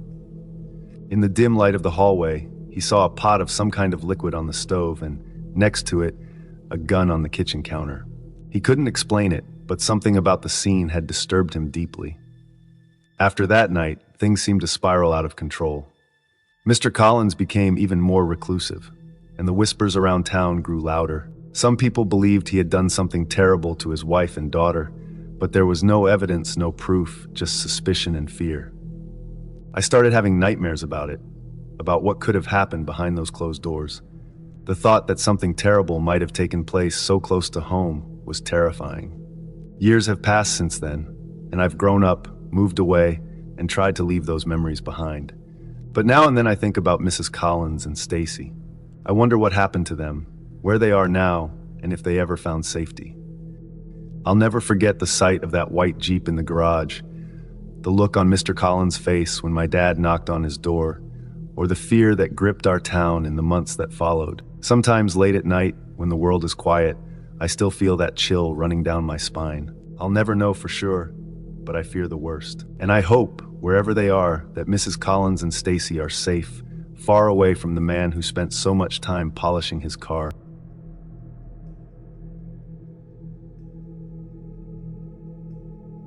I had been delivering food for a few months now, driving around the city and getting to know every corner of it. Most nights were routine. Pick up the order, follow the GPS, drop it off, and move on to the next one. But this night was different. It was late, maybe past midnight, and I had just received an order from a part of town I didn't recognize. The GPS led me away from the familiar roads and into a neighborhood I had never seen before.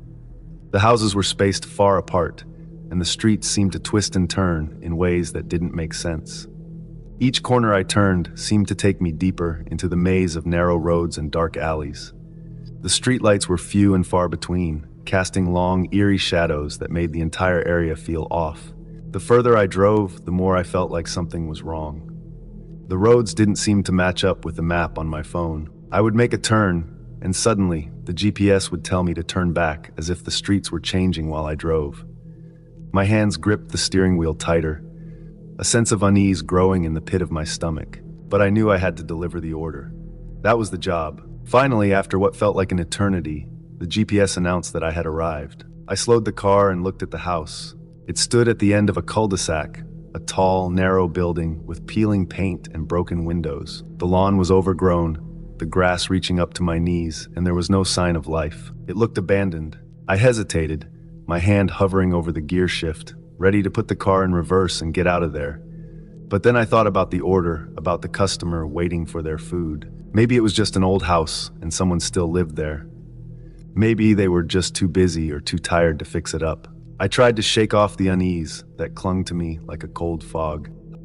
I got out of the car, taking the bag of food with me. The air was thick and heavy, almost suffocating. As I walked toward the house, the gravel crunched under my feet, the only sound in the silent night. The closer I got, the more I felt like I was being watched. My skin prickled with the sensation of a chill running down my spine. When I reached the porch, I noticed the front door was slightly ajar. It creaked open with the slightest push, revealing a dark hallway that stretched into the unknown. I could barely see a few feet inside, the darkness swallowing everything beyond that. "Hello," I called out, my voice trembling slightly. There was no answer, just the echo of my voice bouncing back at me from the empty hall. Something deep inside me screamed to leave, to drop the food and run back to the car. But I took another step forward, peering into the darkness. That's when I heard it, a faint rustling sound, like leaves being dragged across the ground. I turned to look back at the street, and that's when I saw them. Figures emerged from the shadows, stepping out from between the houses and around the corners. They moved silently, almost like they were gliding across the ground. My heart started pounding in my chest, each beat echoing in my ears as they got closer. The first one stepped into the dim light of the porch, and I could see it. It was a person, but their face was hidden behind a blank, white mask. The mask had no features, just smooth, cold porcelain. The others followed, all wearing the same eerie, expressionless masks. They surrounded me, their presence pressing in on me from all sides. I tried to back away, but I was trapped against the porch railing. My breath came in quick, shallow gasps, my mind racing for a way out. One of them reached out, and I flinched, dropping the bag of food to the ground. Their hands were cold as ice as they grabbed me, pulling me toward the house. I struggled, trying to break free, but they were too strong. The more I fought, the tighter their grip became. They didn't say a word, didn't make a sound as they dragged me inside. The door slammed shut behind us, plunging me into darkness. I was blind, my other senses taking over. I could hear their footsteps around me, soft but purposeful. I could feel their cold hands on me, searching through my pockets, taking my wallet, my phone, and my keys. I wanted to scream, to call for help, but the sound died in my throat. It was as if the darkness had swallowed my voice. My mind was spinning, trying to make sense of what was happening, but nothing made sense. All I could feel was the overwhelming dread, the terror that gripped me as they continued to strip me of everything I had. Finally, they let go of me, and I collapsed to the floor, trembling. I could hear their footsteps fading away, the creak of the door opening and closing again. They were gone, leaving me alone in the pitch-black house. I stayed there for what felt like hours, too scared to move. My mind replayed the events over and over, trying to understand, but there was no understanding. It was like I had stepped into another world, a place where the rules didn't apply, where nothing made sense. Eventually, I forced myself to stand up, my legs shaking beneath me. I found the door, pushed it open, and stumbled out into the night. The street was empty, no sign of the masked figures, no sign of anyone. My car was still there, untouched as if nothing had happened. I had been robbed, not just of my belongings, but of something more, my sense of safety, my trust in the world around me. I drove away from that house as fast as I could, the streets still twisting and turning, leading me in circles until I finally found my way out. When I reached the main road, I didn't look back. I just kept driving, trying to escape the memory of those blank masks, of the cold hands that had pulled me into the darkness. But I knew, no matter how far I drove, I would never truly escape. The fear would always be there, lurking just out of sight, waiting to drag me back into that twisting, endless nightmare. Before we get into the next story, if you come for the first time, please make sure to subscribe to our channel and press the bell icon for upcoming scary stories. We need your support. Please share these stories with your friends and family. Thanks.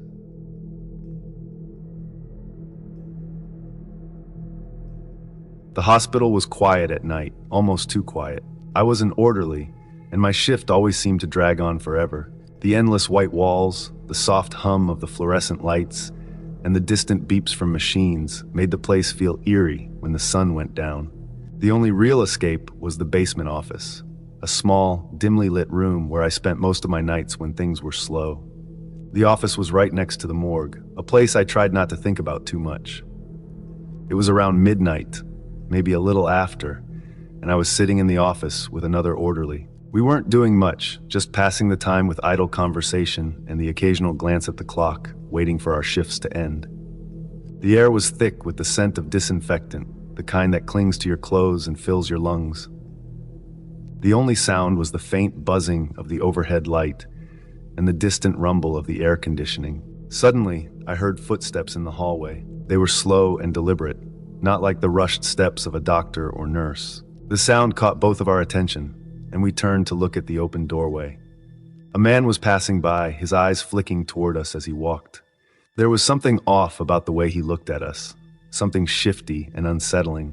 He didn't say anything, just kept walking, but I felt a strange chill creep up my spine. A few moments later, the man came back. This time, he stopped at the doorway and looked at us. He had a pale, almost sickly complexion, and his eyes were wide as if he hadn't slept in days. His clothes were neat but outdated, like something out of an old movie. He didn't seem like he belonged there, like he was out of place in the sterile, modern hospital.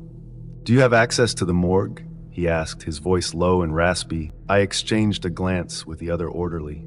We both assumed he was doing a pickup for a funeral home. It wasn't entirely unusual, though the time of night made it strange. "Yes," I said cautiously, wondering what he was doing here so late. The man's expression didn't change, but there was a glint in his eyes that made me uneasy. I couldn't put my finger on it, but something about him just wasn't right. I expected him to mention a name or give some sort of explanation, but he didn't. Instead, he just stood there, staring at us with that unsettling look. Then he said something that made my heart skip a beat. "I'll pay you to let me in, just for an hour. I need to be alone with the bodies." The words hung in the air like a bad smell, and I felt a wave of nausea wash over me. The other orderly and I exchanged another look, this one filled with disbelief and unease. The man didn't seem to notice our discomfort. His gaze was fixed, almost desperate, like he was waiting for us to say yes. I could feel the tension in the room, thick and suffocating. My mind raced as I tried to process what he was asking. Who would want to be alone in the morgue at this time of night? And why? The whole situation felt wrong, like a scene from a nightmare. "We can't do that," I said, my voice sounding more confident than I felt. "It's against hospital policy." The man's expression darkened, and for a moment I thought he might argue or try to persuade us. But then he seemed to realize that we weren't going to budge. His eyes narrowed, and he clenched his jaw, the muscles in his face twitching slightly. He didn't say anything, just stared at us with a look that made my skin crawl. Finally, he turned and walked away, his footsteps echoing down the hallway. The other orderly and I sat there in stunned silence, the gravity of what had just happened slowly sinking in. My heart was pounding, and I couldn't shake the feeling that we had narrowly avoided something terrible. "We should tell security," I said after a few moments. The other orderly nodded, and we quickly made our way upstairs to the security office. The hospital felt even more ominous as we walked through the empty halls, the shadows seeming to stretch and grow in the dim light. When we reached the security office, we found the guard on duty and explained what had happened. As soon as we described the man, the guard's expression changed. He leaned forward, his eyes narrowing with recognition. "Did he say anything about wanting to be alone in the morgue?" the guard asked, his voice tense. "Yes," I replied, the unease in my stomach deepening. The guard let out a heavy sigh and shook his head. "He's tried this before. We've had a few run-ins with him over the past couple of months. He always disappears before we can catch him, but we know he's up to something." The man had done this before? What could he possibly want with the bodies in the morgue? My mind conjured up all sorts of disturbing possibilities, none of them comforting. The guard assured us that they would increase their patrols and keep an eye out for the man, but the whole experience left me shaken. As I made my way back to the basement office, I couldn't shake the feeling that we had come dangerously close to something dark and twisted. The hospital didn't feel safe anymore, not like it ever really had, but now it was different. Now, it felt like a place where the shadows hid secrets too terrible to imagine. For the rest of my shift, I couldn't stop thinking about the man. His pale face, his desperate eyes, the way he had asked to be left alone with the dead. It all played over and over in my mind like a broken record. Even after my shift ended and I went home, the unease lingered, like a shadow that refused to leave. I never saw the man again, but the memory of that night stayed with me. Every time I walked past the morgue, I felt that same chill, the one that reminded me of how close we had come to letting something monstrous slip through our fingers.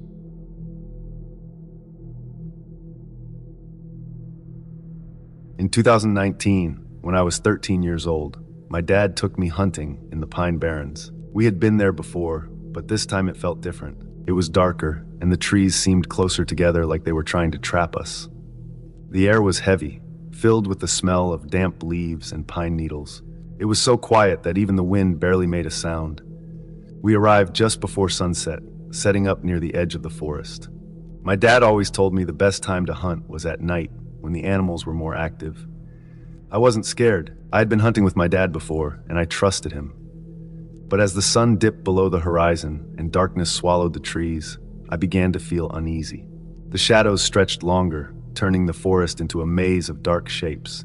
We walked deeper into the woods, our boots crunching softly on the leaves. My dad had his rifle, and I carried a smaller one he had given me for my birthday. I held it close to my chest, feeling the cool metal against my palms. The deeper we went, the thicker the trees grew, blocking out the moonlight. Soon, the only light came from our flashlights. Now and then, we would stop, listening for any sign of movement. My dad was good at tracking animals, and he would often crouch down to inspect the ground. But that night, we didn't hear or see anything. No rustling leaves, no snapping twigs. It was like the forest had gone completely still. After an hour of walking, I started to feel tired. My legs ached, and I wanted to rest. My dad noticed and suggested we sit down for a bit. We found a small clearing and sat on a fallen log.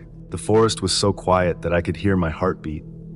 My dad whispered something about waiting for the right moment, but I barely heard him. I was too focused on the darkness around us. Suddenly, there was a sound.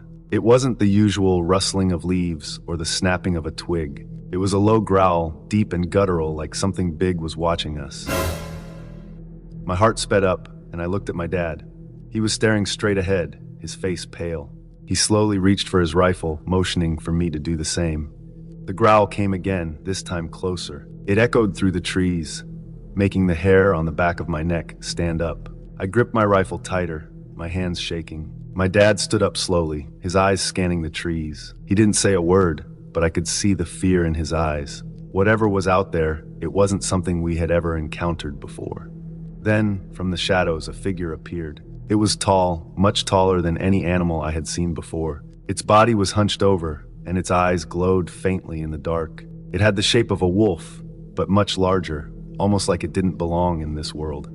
The growling grew louder, more aggressive. The creature's breath was visible in the cold night air, and I could see its sharp teeth glinting in the faint light of our flashlights. My dad whispered for me to stay still, but my legs felt like they were going to give out. I didn't move, frozen in place, as the creature slowly stepped closer. Its growl turned into a snarl, its yellow eyes locked on us. My dad raised his rifle, aiming it at the creature, but he didn't shoot. It was like we both knew that shooting wouldn't help us. The creature circled us, moving through the shadows. Every time I thought it was gone, it would appear again, its glowing eyes watching us from the dark. I could barely breathe, my chest tight with fear. We were trapped, surrounded by darkness and this terrifying creature. The creature let out a loud, bone-chilling howl, so loud that it seemed to shake the trees around us.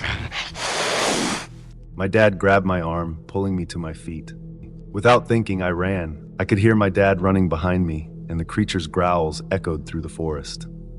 The trees blurred as we sprinted through the underbrush, branches scratching at my arms and face. My lungs burned, and my legs felt like they were going to collapse. But I didn't stop. We ran deeper into the forest, not caring which direction we were going. All I knew was that I had to get away from that creature. But the more we ran, the more lost we became. The familiar trails had disappeared, and every direction looked the same, just endless dark trees and shadows. After what felt like hours, we stopped to catch our breath. My heart pounded in my chest, and my legs shook from exhaustion. My dad leaned against a tree, his face pale and sweaty. The growling had stopped, but the silence that followed was even more terrifying. "We need to keep moving," my dad said, his voice barely a whisper. But I didn't know where to go. We were lost in the Pine Barrens, and that creature was still out there, watching us. We wandered through the forest for what seemed like hours, trying to find our way back to the truck. Every noise made me jump. Every shadow looked like the creature. My flashlight was starting to die, its beam growing weaker. The thought of being stuck in the forest in complete darkness terrified me. Just when I thought we would never find our way out, we stumbled upon a familiar path. It was narrow and overgrown, but I recognized it from earlier. My dad let out a sigh of relief, and we followed the path back to the truck. When we finally reached it, I felt a weight lift off my shoulders. I climbed into the passenger seat, my hands still shaking. My dad started the engine, and we drove away, the dark trees of the Pine Barrens fading into the distance. We didn't speak on the ride home.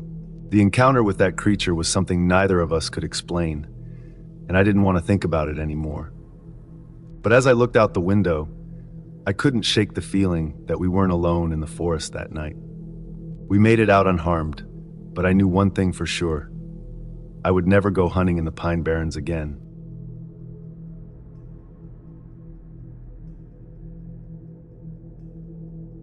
I've been working the night shift at this gas station for about a year now. The place sits on the edge of town, far enough away that we don't get too much traffic during the late hours. It's a quiet job most of the time. I just sit behind the counter, ring up the occasional customer, and watch the clock slowly crawl towards morning.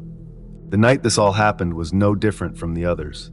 It was around 2:30 a.m., and I was getting ready for the end of my shift. The store was empty, as it usually is at this time. The lights outside cast long shadows across the parking lot, and the only sound was the faint hum of the air conditioning inside the store. I had been counting the cash from the register, making sure everything was in order. My manager always told me to be careful, especially at night. "You never know who might come through that door," she'd say. I didn't think much of it then. I thought I had everything under control. I had just finished counting the last of the bills when the front door suddenly slammed open. The sound was so loud I nearly jumped out of my seat. Before I could even register what was happening, a man stormed inside. He looked rough, dirty clothes, wild eyes, and he smelled like he hadn't showered in days. He didn't say anything. His eyes were locked on the cash I was holding in my hand. My body froze for a second, and everything seemed to slow down. I knew I should have done something, but I just stood there. Without warning, he lunged at me, grabbing the cash from my hands.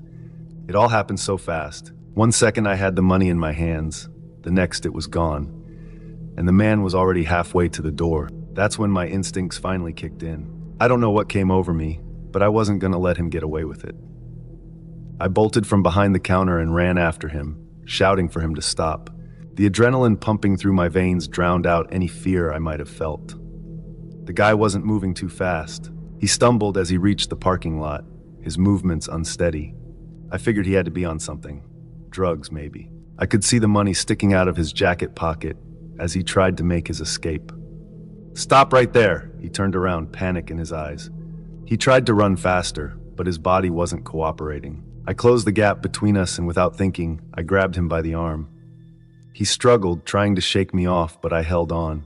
We wrestled for a moment before he broke free and started running again, but he wasn't getting far. My heart was racing, but I wasn't about to give up. I fumbled for my phone and dialed 911, my hands shaking as I explained the situation to the operator. I told them where I was, describing the man and what had just happened. They told me officers were on their way. I kept following him, keeping a safe distance now. I didn't want to corner him. Who knows what a desperate man might do? He didn't seem to notice that I was still trailing him. He was more focused on running, though it was clear he wasn't going to get far. His pace was slowing, and he kept looking over his shoulder. After what felt like hours, though it was probably only a few minutes, I heard the distant sound of police sirens. The man heard it too.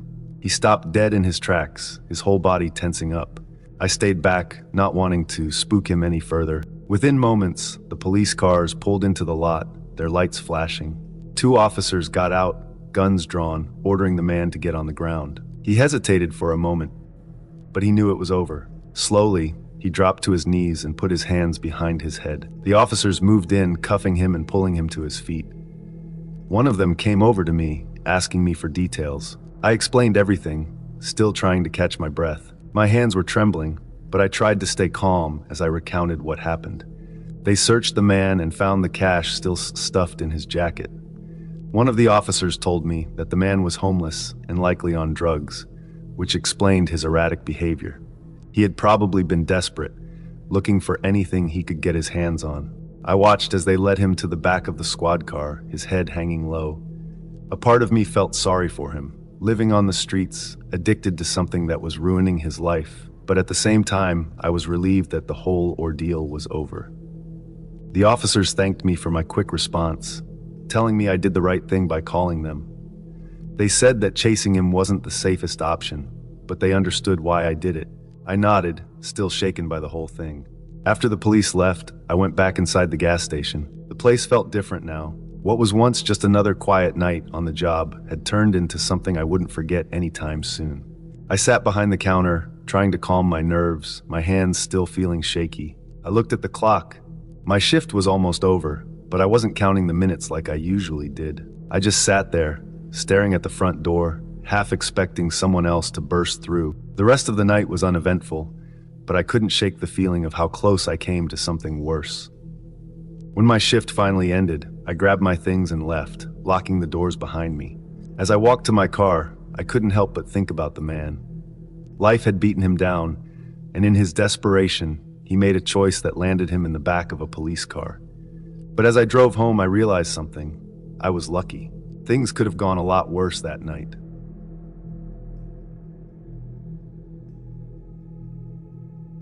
The road stretched out before us, dark and winding as we drove through the forest. It was supposed to be a weekend of fun, just me, Devin, and our friends, Bethany and Seth, heading out for a camping trip.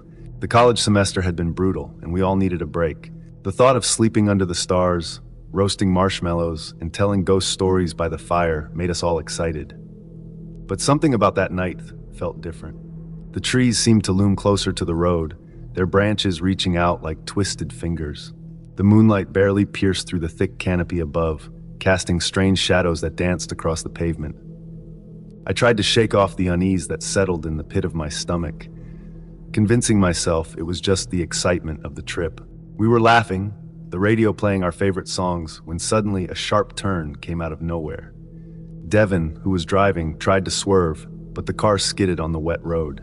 The world spun around us as the tires screeched and the car went off the road, crashing into the trees. I heard Bethany scream, and then everything went black. When I opened my eyes, we were all standing outside the car. It was crumpled against a tree, the front smashed in, steam rising from the engine. I felt strange, like everything was muffled, distant. Bethany stood next to me, her face pale, and Seth was on the other side, staring at the wreckage. "Is everyone okay?" I asked, my voice sounding oddly flat. Bethany nodded slowly, but she didn't look at me. Seth was silent, his eyes fixed on the car. I turned to see what he was staring at, and that's when my heart dropped. Inside the car, still strapped into our seats, were our bodies.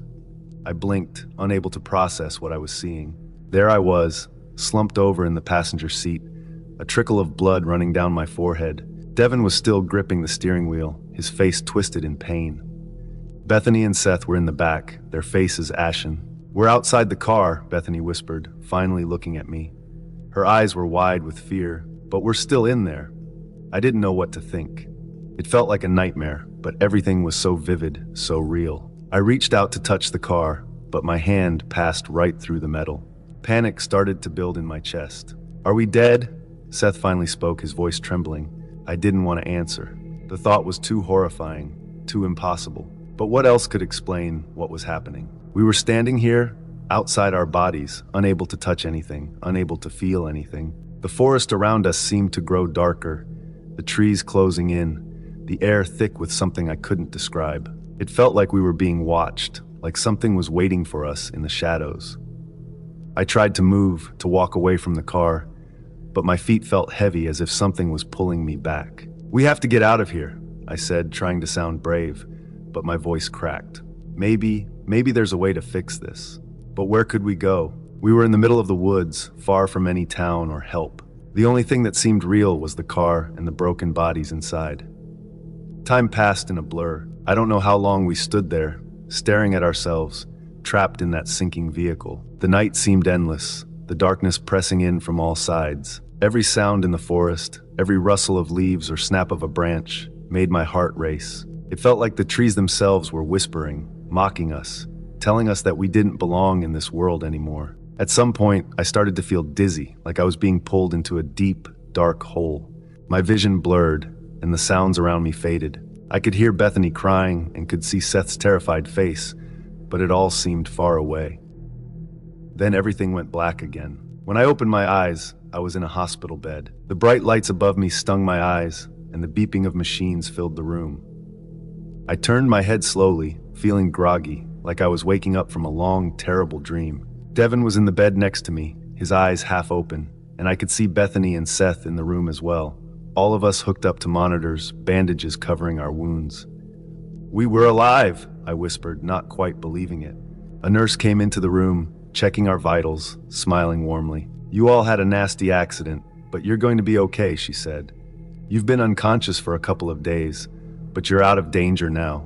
I could hardly process her words. My mind was still reeling from what we had experienced. I looked at Bethany, who was staring back at me with wide eyes. Seth was silent, his face pale, but there was relief in his expression. It had felt so real, the crash, our bodies trapped in that sinking car, the fear that we were ghosts. But now, lying in this hospital bed, I wasn't sure what to believe. Had it all been a dream, some kind of shared nightmare brought on by the trauma of the crash? As the nurse continued to check on us, I felt a shiver run down my spine. It didn't feel like a nightmare, not entirely. The memory of that dark forest, the sinking feeling of being trapped outside my own body, lingered in my mind, too vivid to ignore. But as I looked at my friends, safe and alive, I tried to push the thoughts away. We were okay, we had survived. The nightmare was over.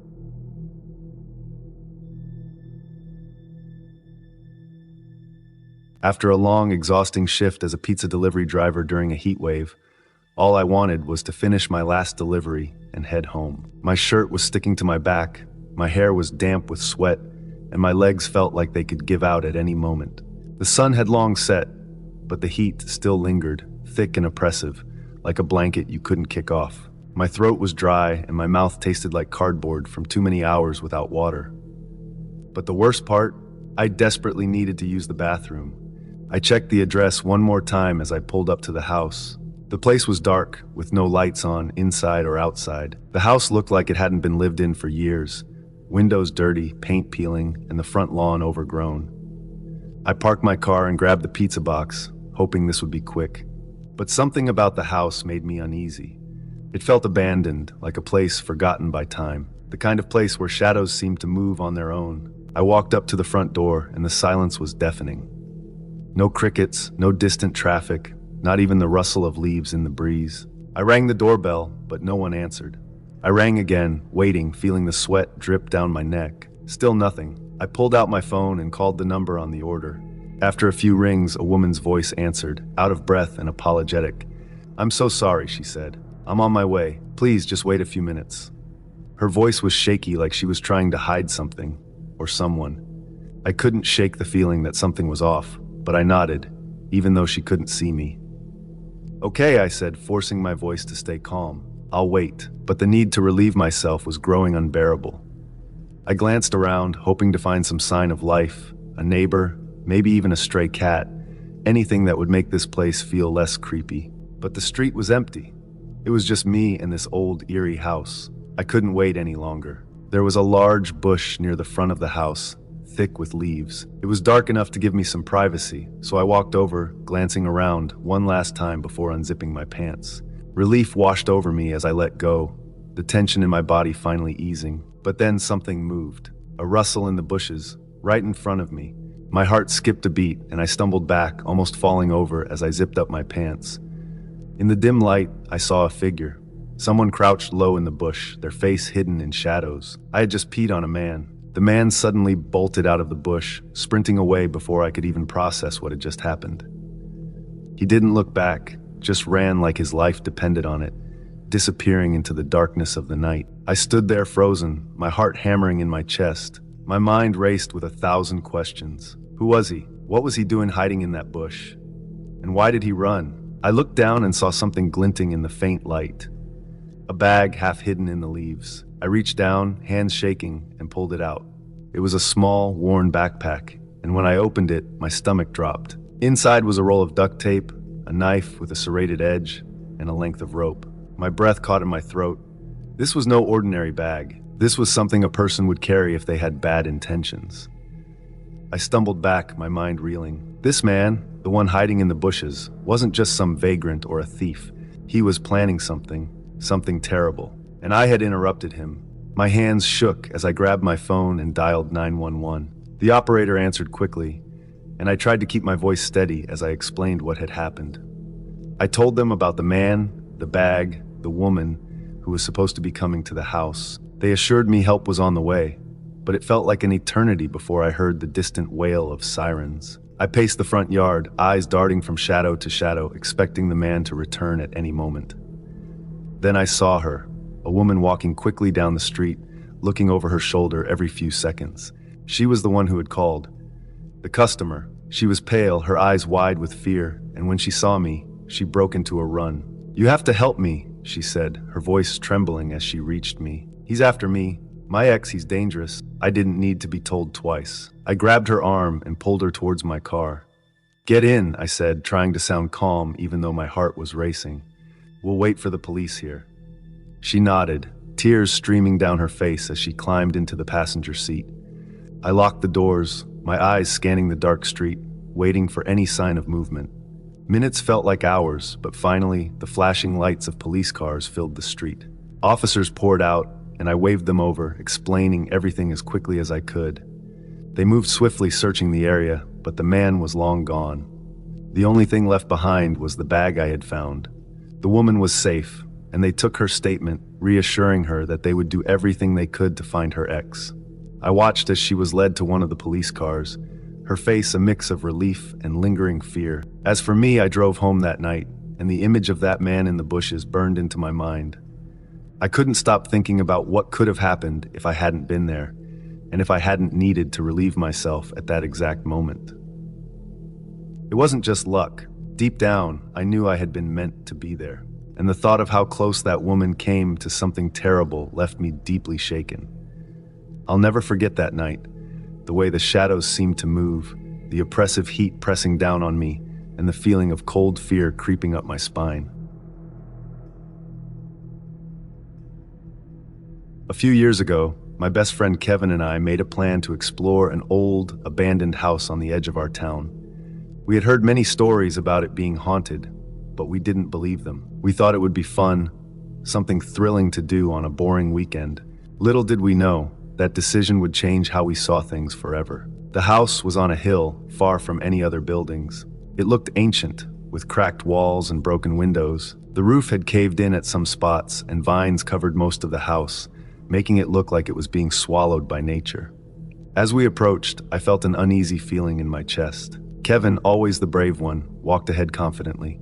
"We'll just go in, take a look around, and leave," Kevin said, trying to sound calm.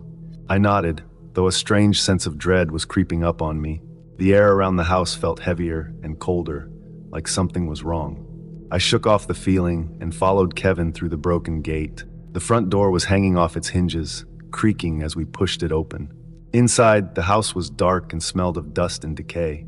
The floor was covered in dirt, and old furniture lay scattered, broken and forgotten. The silence inside was suffocating, broken only by the faint sounds of the wind blowing through the cracks in the walls. Kevin started walking around, looking at the old furniture and the peeling wallpaper.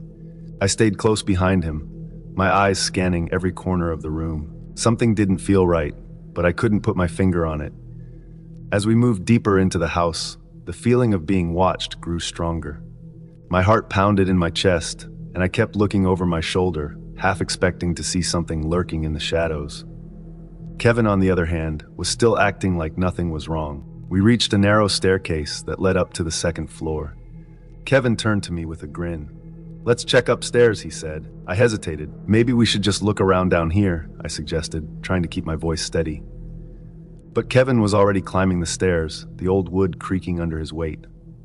I sighed and followed him, gripping the railing tightly. The second floor was even darker than the first. The windows were either boarded up or too dirty to let in any light. As we walked down the hallway, I noticed something strange.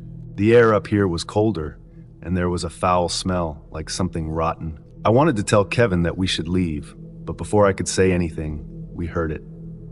A low, deep growl echoed through the hallway. Kevin froze, and I felt my blood turn to ice. The sound was coming from behind a door at the end of the hall. It wasn't an animal growl. It was something much more sinister. "We need to leave," I whispered, my voice shaking. But Kevin, stubborn as ever, started walking toward the door. "It's probably just the wind or something," he said, though I could hear the uncertainty in his voice.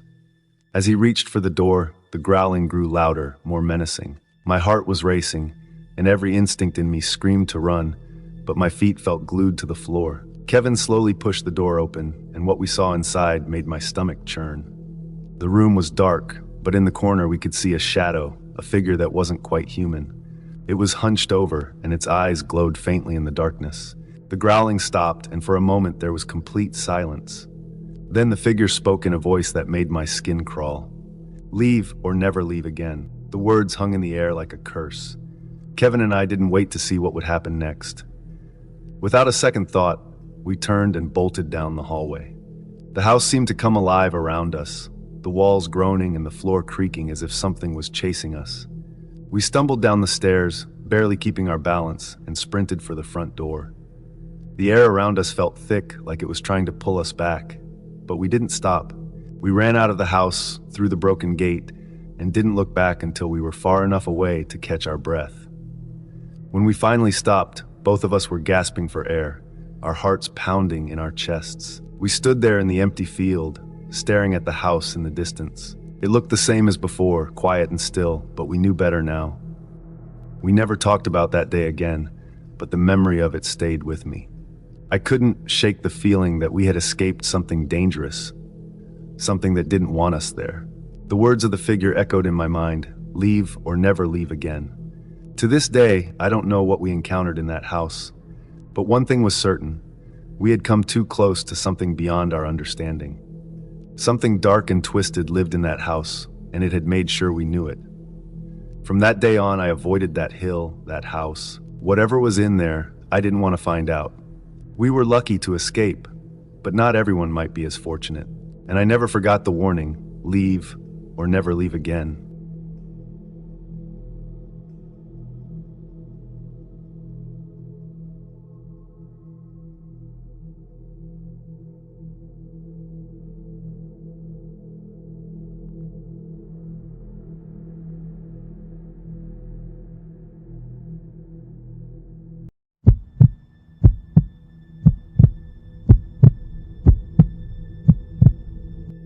In 2006, I spent a quiet night alone at my family's farmhouse.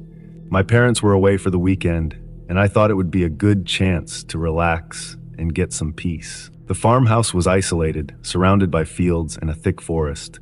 It was an old, creaky house, but it was home. I arrived in the late afternoon. The sun was setting, casting long shadows over the fields. I parked my car and took a deep breath of the fresh country air. I carried my bags inside and locked the door behind me. I felt a sense of calm wash over me. I made a simple dinner and ate at the kitchen table, looking out at the dark landscape. The sky turned a deep purple, and soon it was pitch black outside. I turned on a few lights and settled in the living room with a book. As I read, I started to hear strange noises. At first, I thought it was just the old house settling. The wind was blowing outside, making the trees rustle and the shutters creak. But then I heard a distinct sound, like footsteps crunching on gravel. I froze, my heart pounding. I tried to convince myself it was just an animal or my imagination. I forced myself to continue reading, but I couldn't shake the feeling of unease. The footsteps seemed to circle the house, stopping and starting again. I put down my book and listened closely. There it was again, the sound of someone walking outside. I stood up and went to the window, peeking through the curtains. I couldn't see anything in the darkness. I told myself it was nothing and decided to check the back door, just to be safe. As I walked into the hallway, I noticed something strange. There were muddy footprints on the floor, leading from the back door to the living room. My heart skipped a beat. Someone had been inside the house. I quickly checked the door and saw that it was locked.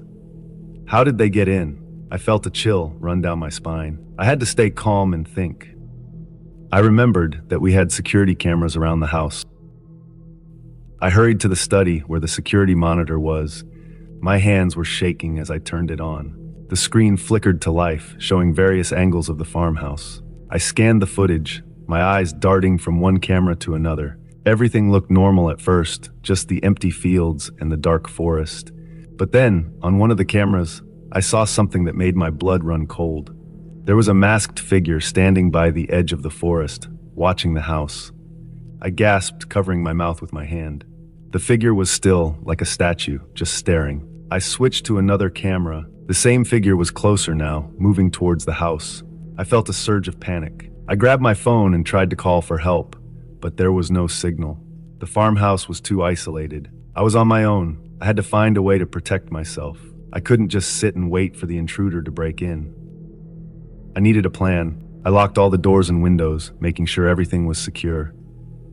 I found a heavy metal flashlight and held it tightly, feeling a bit more confident. I went back to the living room and turned off the lights, hoping to make it harder for the intruder to see inside. I crouched behind the sofa, peeking out occasionally to see if I could spot the masked figure.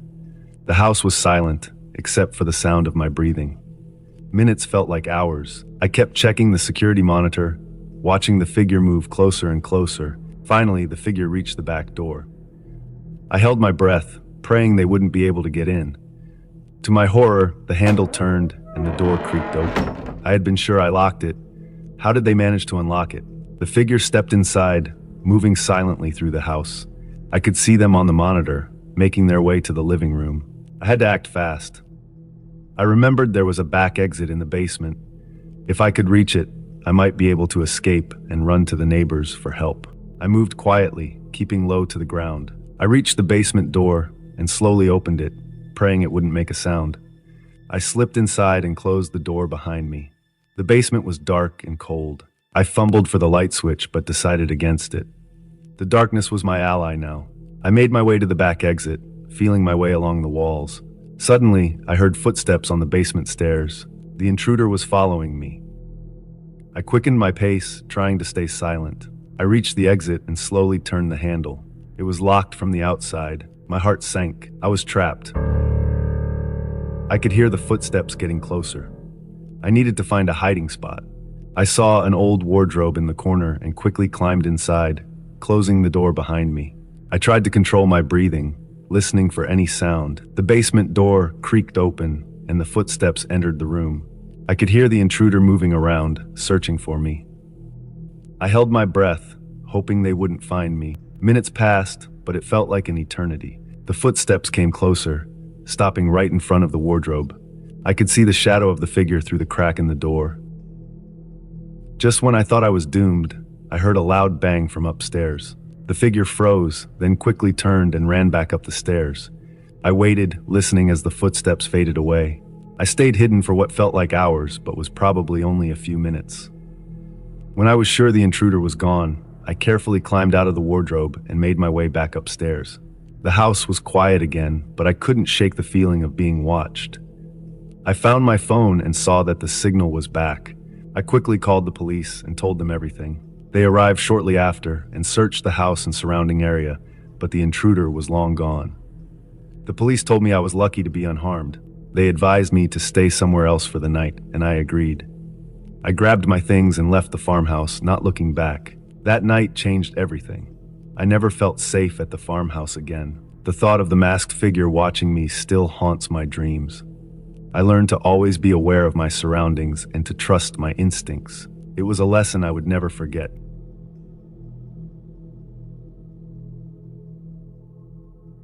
After months of hard work, I finally took a holiday. My job as a graphic designer kept me busy, and I rarely took time off. I decided to spend my holiday in a small, picturesque village far from the city. I rented an Airbnb to enjoy the quiet and beauty of the countryside. The village was charming, with cobblestone streets, old cottages, and friendly locals. The Airbnb was a cozy little house at the edge of the village, surrounded by trees and a small garden. It looked perfect for a peaceful retreat. When I arrived, I was surprised to find that the keys to the house were missing. I searched my bag, thinking I had misplaced them, but they were nowhere to be found. I called the host, a man named Mr. Green, who assured me there was a spare key hidden under the doormat. I found the key and let myself in. The house was quaint, with wooden floors, a stone fireplace, and old-fashioned furniture.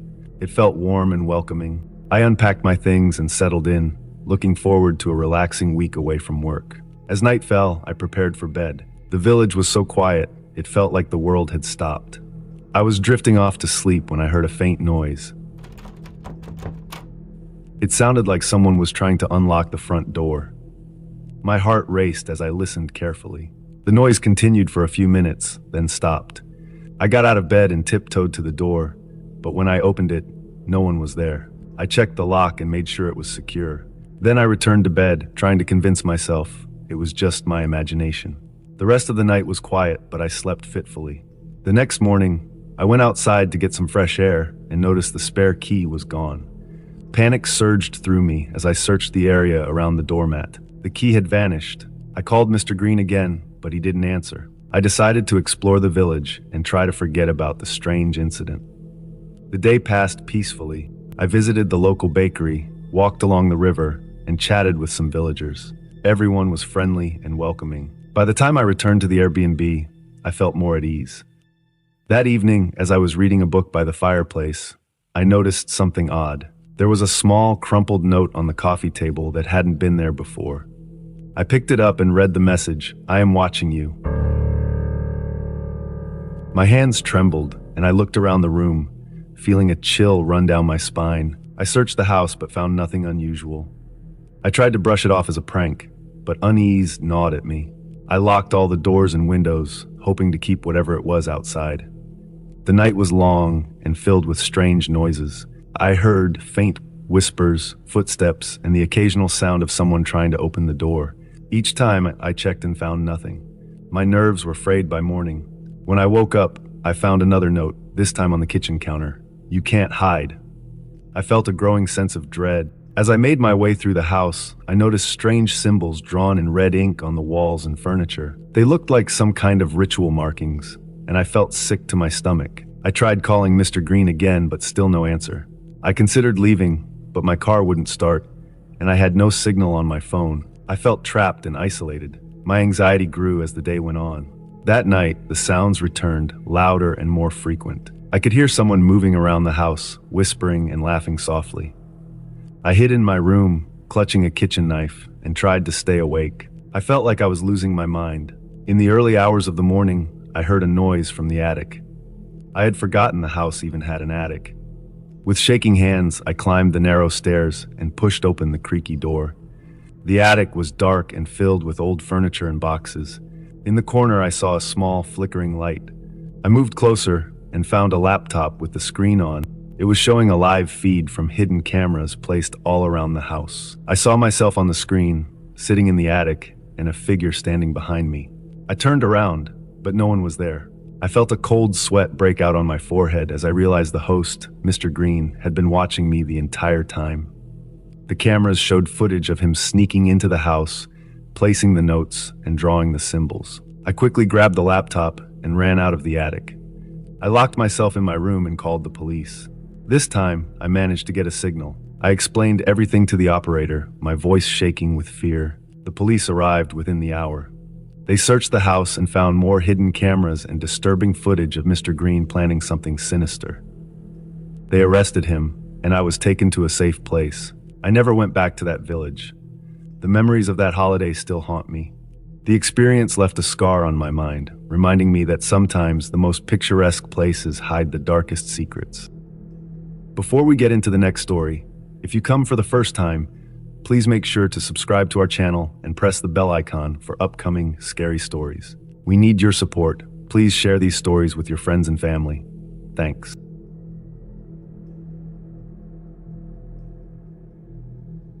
A few years ago, my friends and I decided to go camping in a remote forest. We were excited to reconnect and enjoy nature. It was early summer, and the weather was perfect for a weekend away from the city. Our group consisted of me, Jake, Lisa, and Tom. We had been friends since high school, and this trip was our way of catching up after busy months of work and life. We packed our gear and drove out to the forest on a Friday afternoon. The drive was long, but the scenery was beautiful. As we got deeper into the woods, the trees grew taller, and the sunlight filtered through the leaves in a soft green glow. We finally reached our campsite, a small clearing near a quiet stream. We set up our tents and built a campfire. The air was filled with the smell of pine and fresh earth. That first night, we sat around the campfire telling stories and roasting marshmallows. The flames flickered and danced, casting long shadows among the trees. We laughed and reminisced about old times. Everything felt perfect, almost magical. After a while, we decided to go to bed, tired from the long day and looking forward to exploring the forest the next day. The next morning, I woke up early. The sun was just rising, casting a golden light over the campsite. I noticed that Jake's tent was empty. At first, I thought he might have gone for a walk or to the stream for some water. But as time passed and he didn't return, we started to get worried. "Where could Jake be?" Lisa asked, her voice tinged with concern. Tom suggested we split up and search for him. We agreed and set off in different directions, calling out his name. I headed towards the stream, where we often spent time in the past. The forest was quiet, except for the sound of birds and the rustling of leaves. As I approached the stream, I saw something strange. Jake's backpack was lying on the ground, but there was no sign of him. I called out for him again, but there was no answer. I picked up the backpack and returned to the campsite. Lisa and Tom were already there, looking worried. "Did you find anything?" Tom asked. I showed them the backpack. "I found this by the stream, but there's no sign of Jake." We decided to search the forest more thoroughly. We marked our campsite with bright ribbons and ventured deeper into the woods. As we walked, we noticed something odd. The forest felt different, almost alive. The trees seemed to close in around us, and the air grew thick and heavy. We came across another clearing, smaller than our campsite. In the center was a circle of stones, and within the circle, the ground was bare, as if nothing had ever grown there. It felt eerie, but we didn't have time to ponder it. We continued our search, calling out for Jake. By the time the sun began to set, we still hadn't found him. We returned to our campsite, exhausted and scared.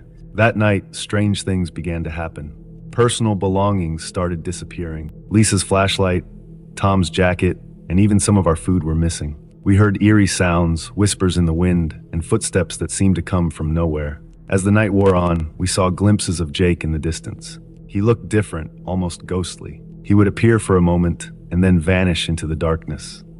We tried to follow him, but he always slipped away. The next morning, we were even more determined to find out what was happening. We remembered hearing an old legend about this forest, stories about people vanishing without a trace. According to the legend, the forest was haunted by spirits who lured people away and trapped them forever. We decided to find out more. We searched for any clues that might explain the strange occurrences. We found old carvings on the trees, symbols we didn't understand.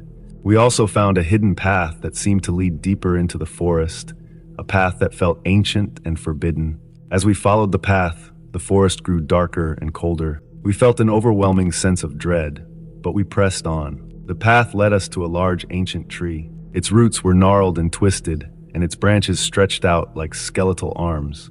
In front of the tree was a small wooden cabin, half hidden by the underbrush. We approached the cabin cautiously. The door creaked open, and inside we found signs of recent activity. There were empty food cans, a makeshift bed, and more of those strange symbols carved into the walls. Suddenly, we heard a noise behind us. We turned to see Jake standing there, but he wasn't the same. His eyes were vacant, and he moved stiffly, like a puppet on strings. "Jake, is that you?" Lisa asked, her voice trembling. He didn't respond. Instead, he started to walk towards us, his movements jerky and unnatural. We backed away, fear gripping our hearts. It was then that we realized the forest had taken him, and he was no longer our friend. We ran back to the campsite, our minds racing. We had to get out of the forest before it took us too. We grabbed our belongings and started packing up. But as we were about to leave, we heard the whispers again, closer this time. We didn't look back. We ran through the forest, following the ribbons we had tied to the trees. The forest seemed to fight against us, branches snagging our clothes and roots tripping our steps. But we didn't stop. We could feel the presence of the forest closing in on us. Finally, we broke through the tree line and reached our car. We jumped in and Tom started the engine. As we drove away, we saw Jake standing at the edge of the forest, watching us with those vacant eyes. We didn't stop until we were miles away, back in the safety of the city. We never spoke of that trip again. The forest had taken something from us, something we could never get back. We had gone there to reconnect and enjoy nature, but we left forever changed, haunted by the memory of what we had lost.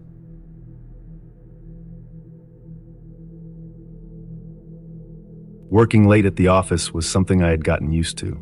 My boss, Mr. Hargrove, always appreciated my dedication. We had a good relationship. He trusted me with important tasks and often said I was like the backbone of the company.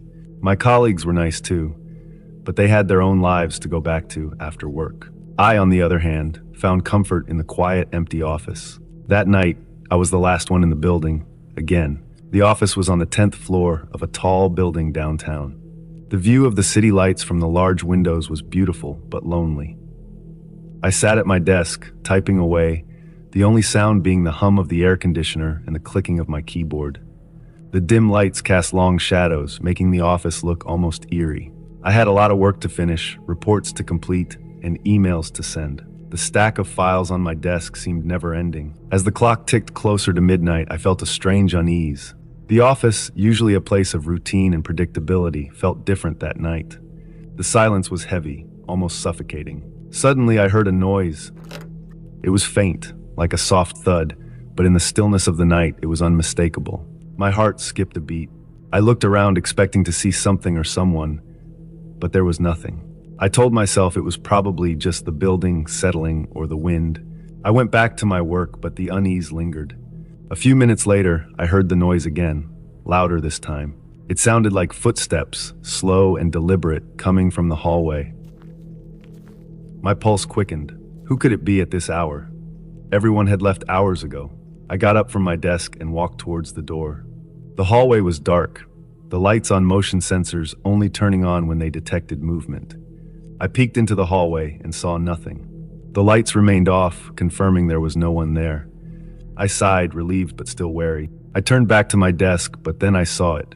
A shadow moving across the far end of the office. My blood ran cold. Someone was there. I quickly ducked behind my desk, my heart pounding in my chest. I could hear the footsteps again, slow and methodical, moving closer. I grabbed my phone and dialed 911, whispering my situation to the operator. They assured me help was on the way, but it would take a few minutes for the police to arrive. Minutes felt like hours when you're hiding from an intruder. I stayed crouched behind my desk, barely daring to breathe. The footsteps were getting closer. I could see the shadow moving along the walls, coming nearer. I had to stay hidden, had to stay quiet. The office, usually a place of safety, felt like a trap. The shadow stopped right in front of my desk. I could see a pair of shoes, worn and dirty, just inches away from me. My hands were shaking, my heart racing. I prayed the intruder wouldn't find me. Suddenly, there was a loud crash. The intruder had knocked over a chair, cursing under his breath. He seemed frustrated and angry. He started moving around the office, opening drawers, looking for something. I stayed hidden, clutching my phone, waiting for the police. Finally, after what felt like an eternity, I heard the sound of sirens. The intruder heard it too. He started panicking, his movements becoming frantic. He ran towards the door, but it was too late. The police were already in the building. I stayed hidden until I heard the officers' voices commanding the intruder to freeze. I slowly stood up, my legs shaky, and saw the police handcuffing the man. He looked disheveled, his eyes wild. They led him away, and I finally felt a sense of relief wash over me. One of the officers came over to me, asking if I was okay. I nodded, still in shock, and explained what had happened. They told me the intruder had been a wanted criminal on the run for weeks. He had broken into the building looking for a place to hide. The office was a mess, but I was safe. The police assured me they would stay until everything was secure. I thanked them, feeling a mix of gratitude and lingering fear. The quiet, empty office that I once found comfort in had become a place of terror. As I gathered my things to leave, I couldn't help but think about how close I had come to danger. The office, with its large windows and beautiful view, no longer felt like a haven. I knew I wouldn't be staying late anymore, not after what had happened. The relationship I had with my work had changed that night. The dedication and routine that once defined my evenings were replaced with a need for safety and caution. As I stepped out into the cool night air, I took a deep breath, grateful to be alive and determined to never let my guard down again. I had just moved into my new apartment a few weeks ago. It was a high-rise building in the city, modern and sleek, with a great view of the skyline. My name is Mark, and I have been living alone since I graduated from college. This was my first time having a place of my own, and I was excited to enjoy the independence. After a long day at work, I returned to my apartment feeling exhausted. I planned to relax, maybe watch a movie and unwind. The apartment was on the 15th floor, and the view of the city lights at night was always calming. I put my things away, changed into comfortable clothes, and settled on the couch with a bowl of popcorn. As I started the movie, I heard a faint knocking sound. At first, I thought it was part of the movie, but it persisted even during the quiet scenes. I paused the movie and listened carefully. The knocking was coming from the front door. I felt a bit uneasy, but told myself it was probably just a neighbor or someone at the wrong door. I walked over to the door and looked through the peephole. No one was there. I shrugged it off, thinking it must have been a prank, or maybe someone had already left. I went back to the couch and resumed the movie. A few minutes later, the knocking started again. This time, it was louder and more persistent. I felt a chill of fear. I walked back to the door and checked the peephole again.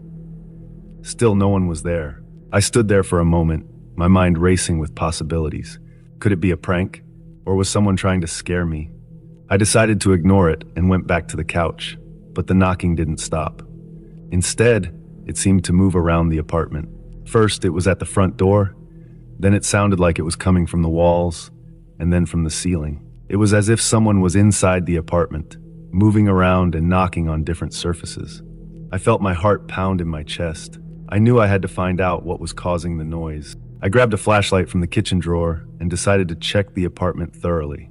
I started with the bedroom, shining the flashlight into every corner and closet. Nothing. I moved to the bathroom, checking behind the shower curtain and under the sink. Still nothing. As I stood in the hallway, I remembered something the landlord had mentioned during the tour. There was an old storage room in the basement that connected to the apartment through a forgotten maintenance tunnel.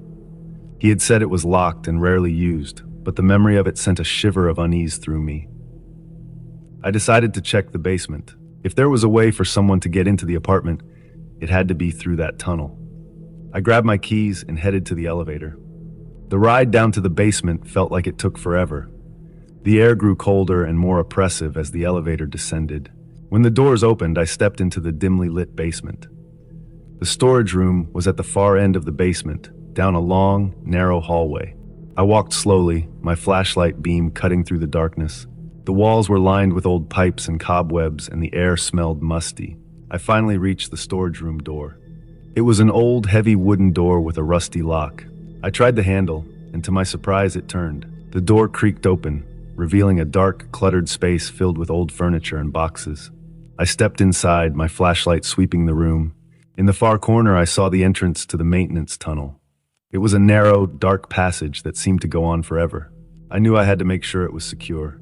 I walked towards the tunnel, each step echoing in the silent room. As I reached the entrance, I noticed that the tunnel door was slightly ajar. My heart raced as I pushed it open and shone the flashlight inside. The tunnel was empty, but I could feel a cold draft coming from within. I stepped inside the tunnel, my flashlight barely illuminating the wall. The further I went, the colder it became. I could hear my breathing, loud and ragged in the confined space. After what felt like an eternity, I reached the end of the tunnel. There was another door, similar to the one in the basement. I pushed it open and found myself in a small room filled with old maintenance equipment. I looked around, trying to find any signs of an intruder. Suddenly, I heard the knocking again, this time directly behind me. I spun around, my flashlight beam trembling. There was no one there. I backed out of the room and closed the door, locking it securely. I made my way back through the tunnel, my nerves on edge. When I finally emerged in the basement, I locked the storage room door and hurried back to the elevator. Back in my apartment, the knocking had stopped. The silence was almost more unnerving than the noise had been. I double-checked all the locks and windows, making sure everything was secure. I couldn't shake the feeling that I wasn't alone, but I tried to convince myself that it was just my imagination. I sat on the couch, trying to calm my racing heart. The city lights outside seemed distant and cold. I knew I wouldn't be able to relax or sleep after what had happened. The thought of someone being able to access my apartment through the tunnel was terrifying. I stayed up all night, alert to every sound. As the first light of dawn broke through the windows, I finally felt a sense of relief. The day brought a semblance of safety, but I knew I had to talk to the landlord about securing the storage room and the maintenance tunnel. The experience left me shaken, but it also taught me to be more cautious. Living alone had its perks, but it also meant I had to be responsible for my safety. The city was full of mysteries and dangers, and I had just encountered one of them. I hoped I would never have to face something like that again.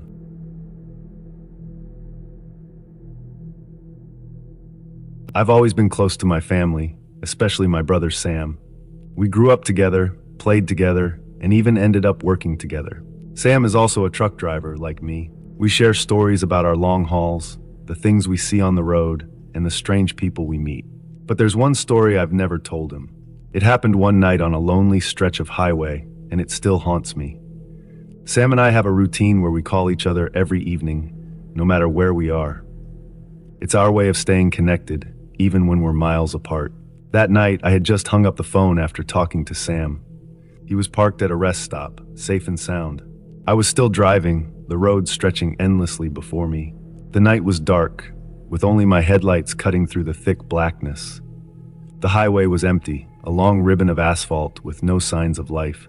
The hum of the engine was my only companion. The air inside the cab was cool, thanks to the AC, but I could feel the cold creeping in from outside. The radio played softly, a country song about lost love and broken dreams. I glanced at the clock on the dashboard. It was just past midnight. As I drove, I noticed a shadow on the side of the road. At first, I thought it was a deer or some other animal, but as I got closer, I realized it was a person. They were standing still, just outside the reach of my headlights. I slowed down, thinking they might need help. It's not uncommon to see hitchhikers or stranded drivers on these lonely highways. I pulled over to the side of the road and rolled down my window. "Do you need help?" I called out, but there was no response. The figure remained motionless, shrouded in darkness. I felt a chill run down my spine, but I tried to shake it off. Maybe they were just scared or in shock. I grabbed my flashlight from the glove compartment and stepped out of the truck. The night air was cold and still, and the only sound was the crunch of gravel under my boots. I pointed the flashlight towards the figure, and that's when I saw him clearly for the first time. He was a man dressed in tattered clothes, his face pale and gaunt. His eyes were wide and vacant, staring right at me. "Are you okay?" I asked again, but he didn't respond. He just stood there unmoving. I felt a sense of unease grow inside me. Something wasn't right. I decided to get back in my truck and call for help. As I turned to go back, I heard a rustling sound behind me. I spun around, the flashlight beam dancing wildly. The man was gone. My heart pounded in my chest as I scanned the area with the flashlight. There was no sign of him. It was like he had vanished into thin air. I quickly got back into the truck and locked the doors. My hands were shaking as I grabbed my phone to call Sam. "Hey, what's up?" Sam answered, his voice cheerful. "Sam, I just saw something weird," I said, trying to keep my voice steady. "There was a man on the side of the road, but now he's gone." "Maybe he just walked off," Sam suggested. "You know how people are. They get scared and run away." "Yeah, maybe," I agreed, but I didn't believe it. There was something off about that man. I decided to keep driving and find the nearest rest stop. I needed to get off the road and clear my head. As I drove, I couldn't shake the feeling that I was being watched. Every shadow seemed to move, and every sound made me jump. The highway, once familiar and routine, now felt menacing and strange. I kept glancing in my mirrors, half expecting to see the man again. After what felt like hours, I finally saw the lights of a rest stop up ahead. I pulled in and parked the truck, grateful for the bright lights and the presence of other people. I decided to stay there for the night. I climbed into the sleeper cab, locked the doors, and pulled the curtains shut. I lay there in the dark, trying to calm my racing heart. I listened to the sounds of the rest stop, the distant hum of engines, the occasional footsteps, the murmur of voices. It was a comfort, a reminder that I wasn't alone. Just as I was starting to relax, I heard a soft tapping on the window. My heart jumped into my throat. I stayed still, listening. The tapping continued, slow and deliberate. I reached for my flashlight and shone it towards the window. There was nothing there. I lay back down, flashlight clutched in my hand. I didn't sleep much that night, my mind racing with fear and confusion. The next morning, I called Sam again and told him everything. He listened quietly, then said, "Maybe it was just your imagination. Long hours on the road can do that to you." "Maybe," I said, but I knew what I saw was real. I could still see the man's vacant eyes staring at me, still hearing the rustling sound as he disappeared. I never saw him again, but that night changed me. The highway, once a place of freedom and adventure, now felt haunted and dangerous. Sam and I still share our stories, but I keep that one to myself. It's a reminder that no matter how familiar the road seems, there's always something lurking in the shadows, waiting for the right moment to step into the light.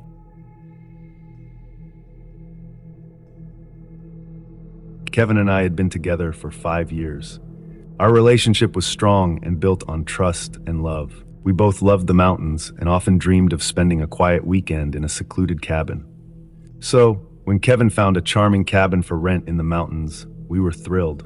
It promised a perfect romantic retreat far away from the hustle and bustle of city life. The drive up to the cabin was beautiful. The winding roads were surrounded by towering trees, their leaves creating a canopy above us. The air was crisp and clean, a refreshing change from the polluted city air.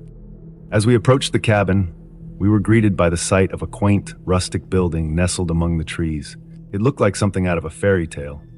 The cabin was perfect, just as we had imagined. It had a cozy living room with a fireplace, a small but functional kitchen, and a comfortable bedroom. However, what caught our attention was the large, old-fashioned attic. The landlord had warned us not to enter the attic, saying it was unsafe and filled with old junk. But Kevin and I were curious by nature. We couldn't resist exploring every corner of our temporary home. After unpacking our bags and settling in, we decided to explore the attic. The entrance was a small, creaky door at the end of a narrow hallway. We pushed it open and were immediately hit by a musty smell. The attic was dark, with only a small window letting in a sliver of light. Dust particles floated in the air, creating an eerie atmosphere. Inside, we found old furniture covered in white sheets. There were wooden chairs with intricate carvings, a rocking chair that creaked with the slightest touch, and a large wardrobe that seemed to loom over us. But the most intriguing item was an antique mirror. It was large, with an ornate gold frame that was tarnished with age. The mirror's surface was cloudy, making it difficult to see our reflections. That night, as we settled into bed, we couldn't shake off the strange feeling the attic had given us. The silence of the mountains was almost deafening, broken only by the occasional rustle of leaves outside. Just as we were about to drift off to sleep, we heard muffled noises coming from the attic. It sounded like footsteps, slow and deliberate. Kevin and I exchanged worried glances. We decided to check it out, hoping it was just our imaginations playing tricks on us. We grabbed a flashlight and made our way to the attic. But when we opened the door, the room was empty. The furniture was undisturbed, and the mirror stood in its place, reflecting the beam of our flashlight. We returned to bed, trying to convince ourselves it was nothing. But the noises continued, and each time we checked, there was nothing there. The next morning, we woke up feeling exhausted. Our sleep had been plagued by vivid nightmares. In my dreams, I saw reflections in the mirror that didn't match reality. I saw myself, but with hollow eyes and a twisted smile. Kevin had similar dreams, and we both felt a growing sense of unease. Determined to get to the bottom of this, we started researching the cabin's history. We discovered that it had once been owned by a family who disappeared mysteriously. The locals whispered about dark secrets and strange occurrences, but no one knew the full story. The more we dug, the more we realized that the mirror might be the key to understanding what was happening. That night, as we sat in the living room, we heard the footsteps again. This time they were louder, echoing through the cabin. We decided to confront whatever was in the attic. Armed with a flashlight and a sense of determination, we climbed the stairs one last time. As we entered the attic, we saw something we hadn't noticed before. The mirror was glowing faintly. We approached it cautiously. As we stood in front of the mirror, our reflections seemed to shift and change. We saw the family that had once lived here, a mother, a father, and 2 children. They looked sad and frightened.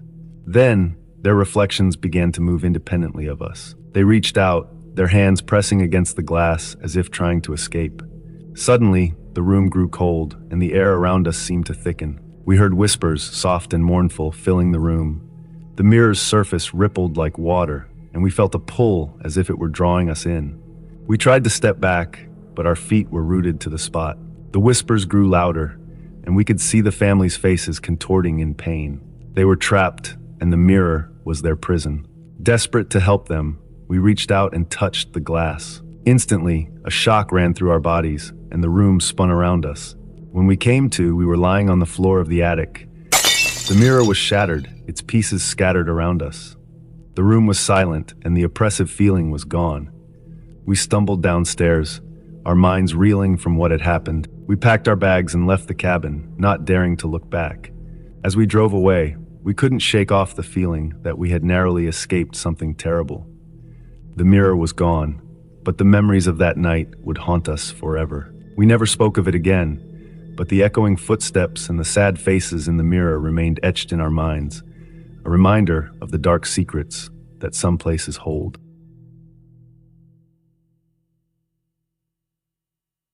I have worked at the gas station for 3 years now. It's a small place with just one other person on the shift with me. We have a good relationship. Mike, my coworker, is like an older brother. He watches out for me, and we share stories to pass the time. Our station is out on a quiet road, surrounded by dark woods. Most nights are calm, with just a few customers coming in for gas or snacks. One night, Mike called in sick, so I had to work alone. It was a dark, chilly night, with the wind howling through the trees. The station was quiet, the only sound coming from the buzzing of the fluorescent lights. I felt uneasy being alone. The darkness outside seemed thicker than usual, and the shadows cast by the trees danced like eerie figures. I tried to keep busy by stocking the shelves and cleaning the counter. The clock seemed to tick slower than usual. Around midnight, a car pulled up to the pump. The sound of tires crunching on the gravel made me jump. I looked out the window and saw an old, beat-up sedan. The driver didn't get out. He just sat there, staring at the station. I took a deep breath and stepped outside. The cold air bit at my skin. "Need some help?" I called out, trying to sound confident. The man in the car turned his head slowly to look at me. His face was pale and gaunt, with dark circles under his eyes. He nodded slowly, but didn't speak. I walked over to the pump and noticed that he hadn't even taken the nozzle. He was just sitting there, staring. "Do you need gas?" I asked again. He nodded once more, then finally opened his car door. As he stepped out, I saw that he was wearing a dirty coat, and his clothes looked old and worn. He moved slowly, almost as if he was in a daze. He handed me a crumpled bill and mumbled something I couldn't understand. I took the money and started the pump. The man stood by his car, watching me with unblinking eyes. As the gas flowed into his tank, I felt increasingly uncomfortable. His stare was intense, and I couldn't shake the feeling that something was very wrong. When the tank was full, he didn't move to take the nozzle. I had to do it for him. "Have a good night," I said, trying to end the interaction quickly. He didn't respond, just got back into his car and drove off without another word. I went back inside, locking the door behind me. My heart was racing. I tried to calm down by focusing on my tasks, but the eerie feeling lingered. The wind outside seemed to grow louder, and the shadows inside the station grew darker. I couldn't shake the image of the man's lifeless eyes. Hours passed, and the clock showed 3 a.m. I was counting the minutes until my shift ended. Suddenly, the lights flickered and went out. The station was plunged into darkness. My heart skipped a beat. I grabbed my flashlight from under the counter and turned it on. The beam of light cut through the darkness, but the shadows seemed to press in closer. I checked the circuit breaker, but everything seemed fine. The power outage must have been caused by the storm brewing outside. I tried to call Mike, but my phone had no signal. I was alone, in the dark, with only my flashlight to keep me company. As I walked back to the counter, I heard a noise outside. It sounded like footsteps on the gravel. I pointed the flashlight towards the door, but saw nothing. The wind howled, making the sound seem even more menacing. I felt a sense of dread wash over me. I couldn't see anyone, but I knew I wasn't alone.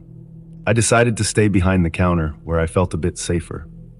Minutes passed, feeling like hours. The footsteps came again, closer this time. My hands shook as I held the flashlight. I heard a faint tapping on the glass door. Slowly, I turned the light towards the door. Standing there with his face pressed against the glass was the man from the car. His eyes were wide, and his mouth was twisted into a sinister grin. My heart pounded in my chest. He didn't move, just stood there, staring at me. I backed away slowly, hoping he would go away. But he didn't. He started banging on the door, harder and harder. I felt trapped. There was no way out. The windows were locked, and I was too scared to make a run for it. The banging grew louder, echoing through the empty station. My mind raced, trying to think of what to do. Suddenly, the lights flickered back on. The man stopped banging and stared at me for a moment longer before turning and walking away into the darkness. I didn't sleep that morning. As soon as my shift ended, I locked up the station and drove home, my hands still shaking. I told Mike about the encounter the next day, and he promised to look into it. But the man never came back. The memory of his lifeless eyes and sinister grin still haunts me. Working late at the gas station has never been the same.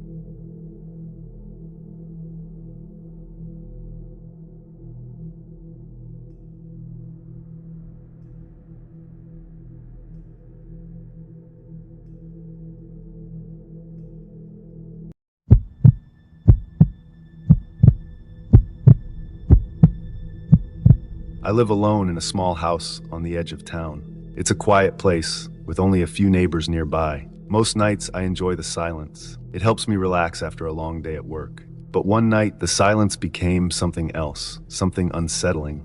It was a Friday evening, and I had just come home from work. I remember it was cold outside, with a drizzle that made everything look gray.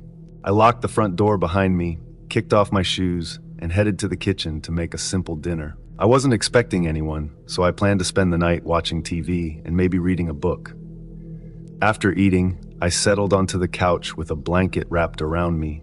I flipped through the channels, but couldn't find anything interesting, so I decided to watch a movie I had seen a dozen times before. It was comforting, knowing what was going to happen next. Halfway through the movie, I started feeling drowsy. My eyelids grew heavy, and I began to doze off. But just as I was about to fall asleep, I heard a noise. It wasn't loud, just a faint scratching sound, like something brushing against the side of the house. At first, I thought it might be the wind, or maybe a branch rubbing against the wall. But then I heard it again, this time closer to the window. I sat up, suddenly wide awake. My heart started to race as I listened closely. The scratching sound continued, slow and deliberate. It didn't sound like the wind anymore. I muted the TV, and the silence in the room grew thick and heavy. The sound moved to the back door, and I realized someone was trying to get in. I stayed frozen on the couch, not knowing what to do. I didn't have any weapons, and my phone was on the kitchen counter, too far away to reach without making noise. My mind raced, thinking of all the possibilities. Maybe it was just an animal. I tried to convince myself. The scratching stopped, and for a moment there was only silence. I held my breath, straining to hear anything. Then the back door handle rattled. Someone was trying to get inside. Fear gripped me as I silently slipped off the couch. I moved slowly, careful not to make any noise, and crept toward the kitchen to grab my phone. I knew I had to call the police, but I also knew that any sound might alert whoever was outside. As I reached the kitchen, I heard the door creak open. My heart pounded in my chest as I realized the back door was unlocked. I had forgotten to lock it when I came home. I cursed myself for being so careless. I grabbed my phone and ducked behind the kitchen counter, my hands trembling as I dialed 911. I could hear someone stepping into the house, their footsteps slow and deliberate. They were inside. The 911 operator answered, but I didn't dare speak. I could only listen as the person moved through the house, checking each room. The footsteps were getting closer, heading toward the kitchen. I whispered my address to the operator, barely audible, and then hung up, hoping the police would arrive in time. The footsteps stopped just outside the kitchen, and I held my breath, praying they wouldn't find me. But then the person stepped into the kitchen. I could see their shadow on the floor, moving closer to where I was hiding. I knew I had to do something. I couldn't just sit there and wait to be discovered. My eyes darted around the room, searching for anything I could use as a weapon. I spotted a heavy frying pan on the stove and slowly reached for it, trying not to make a sound. Just as I grabbed the handle, the intruder turned the corner and saw me. Our eyes locked for a brief second, and I saw the cold, menacing look in his eyes. He was a tall man, dressed in dark clothing, with a hood pulled over his head. He looked dangerous, like someone who wouldn't hesitate to hurt me. Without thinking, I swung the frying pan as hard as I could. It connected with a sickening thud, and the man stumbled back, clutching his head. I didn't wait to see if he would recover. I bolted out of the kitchen and ran toward the front door. As I reached the door, I heard the man getting up behind me. Panic surged through me as I fumbled with the lock, my hands shaking uncontrollably. I could hear him coming closer, his footsteps quick and angry. Finally, I managed to unlock the door and threw it open. I ran outside into the cold night, not stopping until I was halfway down the street. I glanced back to see if he was following me, but the street was empty. The house loomed behind me, dark and silent, as if nothing had happened. Moments later, I heard sirens in the distance. The police arrived and searched the house, but the intruder was gone. They told me I was lucky to have escaped unharmed, but I didn't feel lucky. I felt shaken, violated, and terrified. That night changed everything. I never felt safe in that house again. The silence that I once found comforting had become a constant reminder of how vulnerable I was. And every time I heard a noise, no matter how small, my heart would race, fearing that the intruder had returned.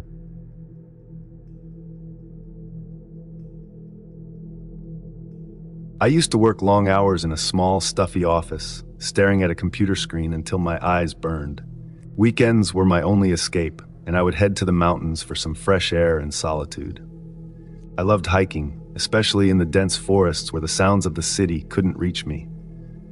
The forest was my sanctuary, a place where I could clear my mind and feel alive. One weekend, I decided to explore a new trail that I had heard about from a friend. It was said to be challenging and less traveled, perfect for someone like me who wanted to avoid the crowds. The weather was cool, and the skies were clear when I arrived at the trailhead. I packed enough supplies for the day, confident that I could handle whatever the forest threw at me. The trail was beautiful, winding through thick trees and over rocky terrain. The deeper I went, the more I felt like I was in another world. I saw no other hikers, and the silence was almost eerie, broken only by the occasional rustle of leaves or the distant call of a bird. After a few hours of hiking, I reached a fork in the trail. One path was clearly marked, but the other seemed to lead deeper into the forest, where the trees grew closer together and the light barely reached the ground. Curiosity got the better of me, and I decided to take the unmarked path. I told myself I would explore it for a short distance and then turn back. The trail became more difficult as I moved forward, and soon it disappeared altogether. I should have turned back then, but I was intrigued by the sense of adventure, the unknown. I pushed on, not realizing how far off course I was until it was too late. As the day wore on, the sky began to darken, and I realized I was lost. I had no idea which direction the main trail was in, and panic started to set in. I tried to retrace my steps, but everything looked the same in the fading light. The trees seemed to close in around me, and the silence that I had once found comforting now felt oppressive. I walked for what felt like hours, calling out occasionally, hoping that someone might hear me, but there was no response. My legs grew tired, and I knew I needed to find shelter for the night. Just as I was about to give up hope, I spotted something through the trees. A small cabin, hidden deep within the woods. Relief washed over me as I approached the cabin, thinking that I had found help. The structure was old, with weathered wood and a sagging roof, but it was shelter. As I got closer, I noticed the faint glow of a fire through the small window. I knocked on the door, hoping that whoever lived there would be kind enough to offer me a place to stay for the night. The door creaked open, and an old man stood before me. He was ragged, with long, unkempt hair and a beard that nearly reached his chest. His clothes were tattered, and his eyes were wild, like those of a cornered animal. He didn't speak at first, just stared at me as if he hadn't seen another person in years. "Please," I said, "I'm lost. I need help." The man finally spoke, his voice low and gravelly. "You shouldn't be here," he said. "This place is not for you. Leave now while you still can." His words sent a chill down my spine, but I was too exhausted to leave. "I don't know where to go," I replied. "Please, just let me stay here for the night." He shook his head slowly.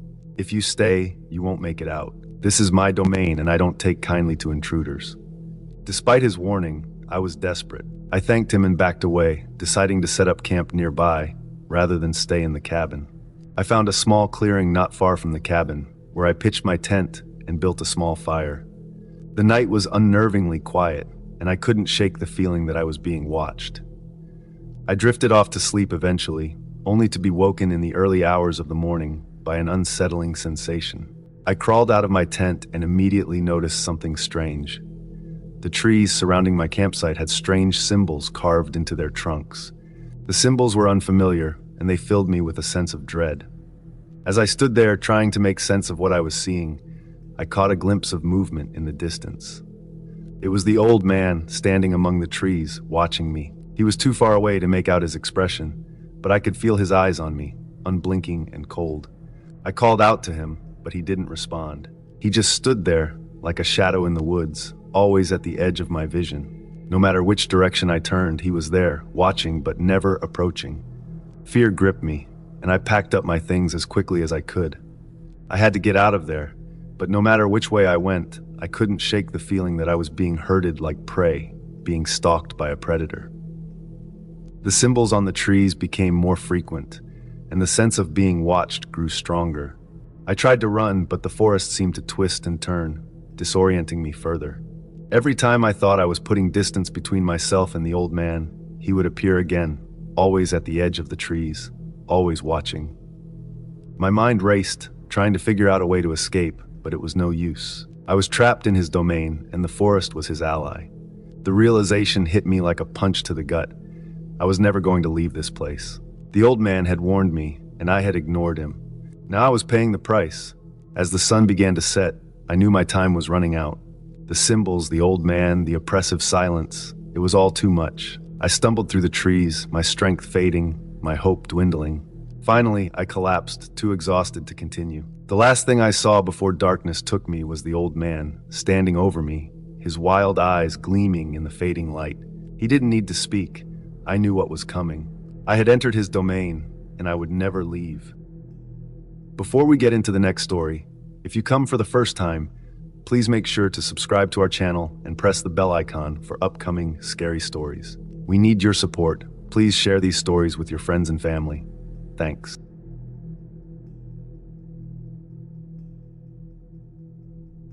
I was 18, working as a pizza delivery driver to help pay for college. It wasn't the most exciting job, but it was easy enough, and the tips weren't bad. Most nights were uneventful, just me driving around, delivering pizzas and listening to music. But one night was different, one I'll never forget. It started like any other shift. I picked up a few orders and loaded them into my car, a beat-up sedan that had seen better days. The weather was calm and the streets were quiet, which made for smooth driving. As I turned onto a long stretch of road, I noticed something strange. Far ahead, a car was speeding toward me, but its headlights were off. The car was barely visible, just a shadow moving fast. My heart jumped as I realized how close it was. I swerved hard to the right, narrowly avoiding the collision. The car zoomed past me, still with no headlights, and disappeared into the night. My hands were shaking, but I kept driving, trying to brush it off as just a careless driver. A few hours later, I had another delivery. The address was in a quiet neighborhood with narrow streets and old houses lined up close together. I pulled up to the house, grabbed the pizza, and walked up to the door. As I stood there waiting for someone to answer, I heard the sound of an engine behind me. I turned around and saw the same car from earlier, parked across the street. The headlights were on this time, but the car just sat there, idling. I felt a chill run down my spine. The door behind me opened, and I handed over the pizza, trying to act normal. But my mind was focused on that car. After the transaction, I walked back to my car, glancing over my shoulder. The other car hadn't moved, but I could feel eyes on me. As I got into my car and started the engine, the other car suddenly roared to life. It sped toward me, stopping just inches away from my front bumper. The driver, a man with a shaved head and a scowl, leaned out the window. His eyes were cold, filled with something I couldn't quite place. Anger, maybe, or something darker. "Watch where you're going," he snarled. His voice was harsh, filled with a venom that made my stomach twist. I didn't know what to say, so I just stared at him, frozen. The man seemed to take my silence as a challenge. "You think you're tough, huh?" he growled. "You think you can just cut me off?" Before I could respond, he slammed his hand against the side of his car, the loud bang echoing in the empty street. I snapped out of my daze, realizing I needed to get out of there. I put the car in gear and sped off, my heart pounding in my chest, but he wasn't done. The man's car screeched as he hit the gas, chasing after me. The narrow street seemed to close in on me as I tried to escape. I took sharp turns, cutting through alleyways and side streets, hoping to lose him. But he was relentless, sticking close behind me. The chase felt like it lasted forever. My palms were sweaty, gripping the steering wheel so tight my knuckles turned white. I could hear the roar of his engine and see his headlights in my rearview mirror, getting closer and closer. I didn't know these streets well, but I used every bit of driving skill I had to stay ahead, narrowly avoiding parked cars and tight corners. Finally, after what felt like hours, I spotted an open area up ahead, a small park with a road that looped around it. I made a sharp turn into the loop, and as soon as I was out of sight, I killed my headlights and pulled over to the side, hiding behind some bushes. I held my breath as the other car sped past, the driver unaware that I had tricked him. For a few moments I sat there in the dark, trying to calm my racing heart. I didn't dare move, afraid he might circle back. After a while, the sound of his engine faded, and I was left alone with the distant hum of crickets. I didn't see the car again for the rest of the night, but the fear lingered. Every time I turned a corner, I half expected to see those headlights, to hear that engine roaring behind me. I finished my deliveries, but I was on edge, my eyes constantly scanning the road.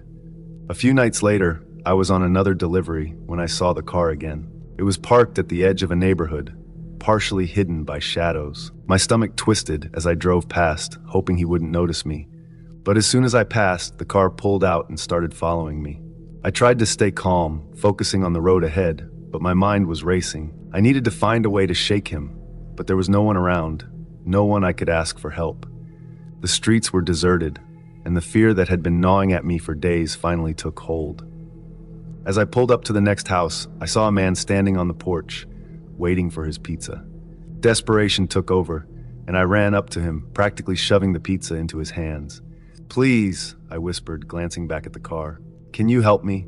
The man's eyes widened as he took in my panic. He didn't ask questions, just nodded and pulled out his phone.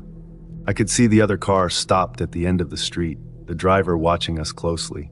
I felt trapped, like a rabbit caught in a snare. The man spoke to the police, giving them our location, while I stood there, trying not to look too scared. It felt like hours before I heard the distant wail of sirens. The car at the end of the street suddenly roared to life and sped off, tires screeching as it disappeared into the night. When the police arrived, I told them everything, but the man was gone. They searched the area, but found nothing. They assured me they'd keep an eye out, but I knew he was out there somewhere, waiting. After that night, I couldn't shake the feeling of being watched. Every time I got behind the wheel, I was on edge, looking for that car, for that driver. I never saw him again, but the fear never left me. The memory of those headlights, of that chase through the narrow streets, stayed with me, a constant reminder of how close I had come to something terrible. I work the night shift at a small motel on the edge of a quiet town. It's the kind of place where nothing much happens, where the only sounds at night are the hum of the vending machine and the occasional car passing by on the highway. I'm used to the stillness and solitude, and I've always found comfort in the quiet hours when the world seems to be asleep.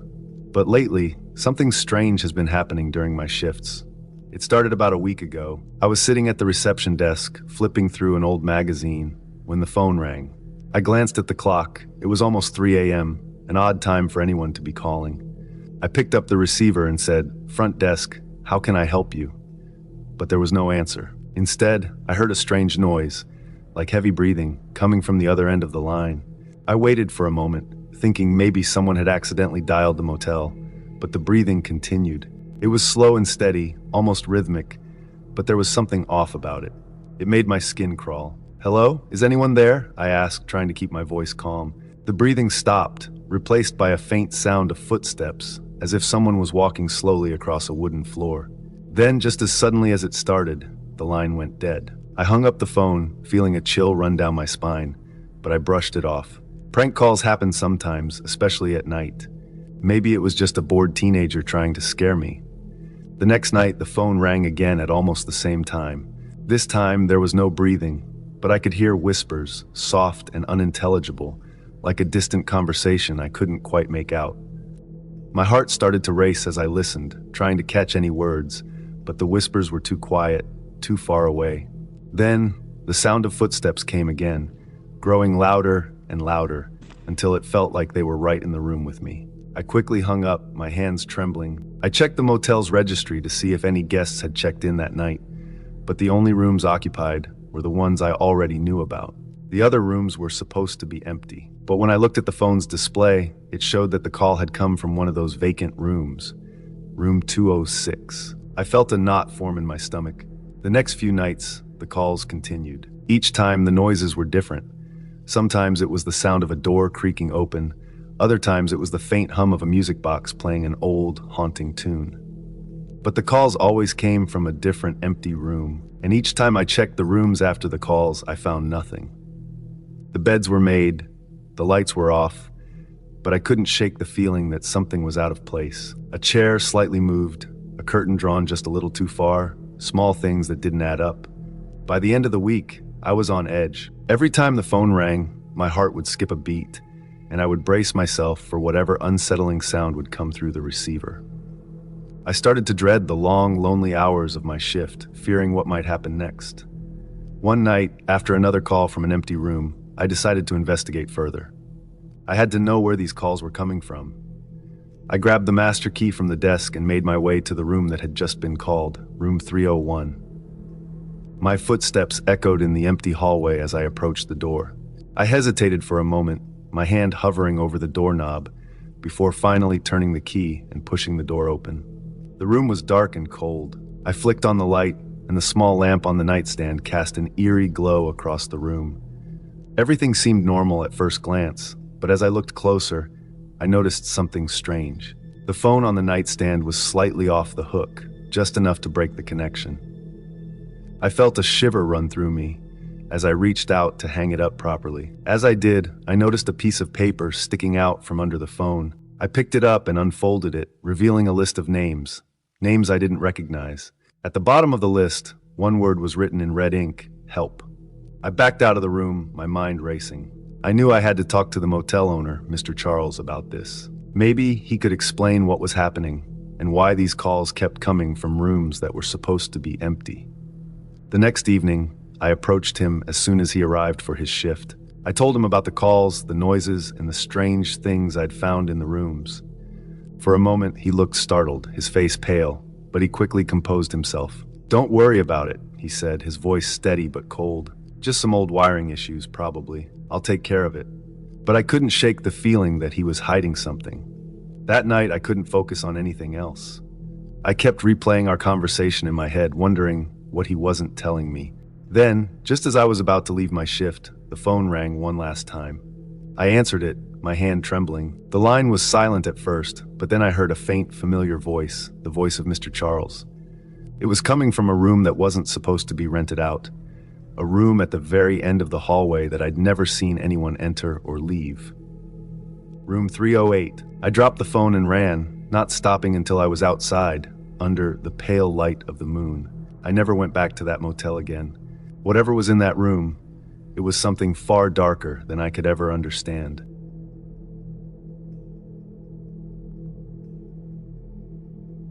I used to hitchhike often. It was something I started doing in my early 20s, trying to save money while traveling. I liked the idea of meeting new people and hearing their stories. Most of the time, the rides were friendly and uneventful. But one night, I had an experience that still haunts me. It was a cold autumn evening, and I was standing on the side of a lonely road. The sun had just set, and the sky was a deep shade of purple. I had been waiting for almost an hour, and the chill in the air was starting to creep into my bones. The road was quiet, with only the occasional car passing by. I was beginning to think I might have to spend the night outside when I saw the headlights of a car approaching. I stuck out my thumb, hoping the driver would stop. The car, an old, dark sedan, slowed down and pulled over to the side of the road. I hurried over to the passenger door and leaned down to look inside. The driver was a middle-aged man with thinning hair and a tired face. He looked harmless enough, so I opened the door and got in. "Where are you headed?" he asked in a low, gravelly voice. I told him the name of the town I was trying to get to, which was about 50 miles away. He nodded and said he was going in that direction. "Thanks," I said, grateful for the ride. I closed the door and buckled my seatbelt as the car started moving again. The first few minutes of the ride were silent. The only sound was the hum of the engine and the tires on the asphalt. I stared out the window, watching the dark trees blur by. I tried to relax, but there was something about the man that made me uneasy. Maybe it was the way he kept glancing at me out of the corner of his eye, or the way his hands gripped the steering wheel so tightly. I couldn't quite put my finger on it, but something felt off. As we drove, I noticed a large box in the back seat. It was covered with a thick, dark blanket, and it took up most of the space. I hadn't seen it when I first got in because it was pushed down low, almost hidden from view. Now that I noticed it, I couldn't stop staring at it. It was an odd thing to have in the back seat, and I wondered what was inside. The man must have noticed me looking at the box because he suddenly cleared his throat. "Just some old stuff," he said, his voice tense. I nodded, not wanting to pry, but the curiosity gnawed at me. What kind of old stuff would be hidden in a box that big? The man's odd behavior only made me more suspicious. A few more miles passed in uncomfortable silence. The air inside the car felt heavy, and I started to feel claustrophobic. I shifted in my seat, trying to get comfortable. But no matter how much I moved, I couldn't shake the feeling that something was wrong. Then I heard it, a faint, muffled sound coming from the back seat. It was so quiet at first that I thought I might have imagined it. But then I heard it again. It sounded like something or someone was inside the box. I turned to the man, my heart pounding. "Did you hear that?" I asked, trying to keep my voice steady. "Hear what?" he replied, his tone flat and emotionless. I hesitated, unsure of what to say. "I thought I heard something from the back seat." "Just the road noise," he said. "Nothing to worry about." But I was worried. My heart was racing, and a cold sweat had broken out on the back of my neck. The muffled sounds from the box were growing louder, and I was starting to feel panicked. I needed to get out of the car. I glanced at the door handle, my mind racing. We were on a deserted stretch of road, with no other cars in sight. If I jumped out now, I might get hurt or worse. But staying in the car didn't feel like a safe option either. As I weighed my options, the man started to hum softly. It was a low, eerie tune, and it sent shivers down my spine. His grip on the steering wheel tightened, and I could see the tendons in his hands straining. The humming grew louder and more frantic, and I knew I had to do something. I reached for my phone, trying to be discreet, but the man saw me. His eyes flashed with anger, and he reached over to grab my wrist. "No phones," he hissed, his voice low and menacing. I yanked my hand away, my heart pounding in my chest. The car was still moving, and the man's grip on the steering wheel was so tight that his knuckles were white. The strange sounds from the back seat were growing louder and more desperate, and I knew I couldn't stay in the car any longer. I took a deep breath, unbuckled my seatbelt, and reached for the door handle. The man noticed what I was doing and let out a low growl. "Don't even think about it," he warned. But I didn't listen. I pulled the door handle and pushed the door open, the rush of cold air hitting me like a slap in the face. The man tried to grab me, but I was quicker. I threw myself out of the car, hitting the ground hard. The impact knocked the wind out of me, and I rolled across the asphalt, feeling the rough surface scrape against my skin. The car screeched to a stop, and I heard the man shouting, but I didn't look back. I scrambled to my feet and started running. My legs felt like they were made of lead, but I forced myself to keep moving. The cold night air burned my lungs, but I didn't care. All I could think about was getting as far away from that car as possible. I ran until I couldn't run anymore, finally collapsing by the side of the road, gasping for breath. My heart was still racing, and I could feel the adrenaline pumping through my veins. I looked back down the road, half expecting to see the car coming after me, but it was gone. The only sound was the wind rustling through the trees. I don't know how long I sat there, trembling and trying to calm down. Eventually, a passing car stopped, and the driver, a kind woman, offered to take me to the nearest town. I hesitated, my fear of getting into another stranger's car almost overwhelming. But I had no other choice. As we drove, I couldn't stop thinking about the box in the backseat of that man's car. What was inside it? What had I heard? I'll never know for sure, but I'm grateful that I escaped that night. I never hitchhiked again.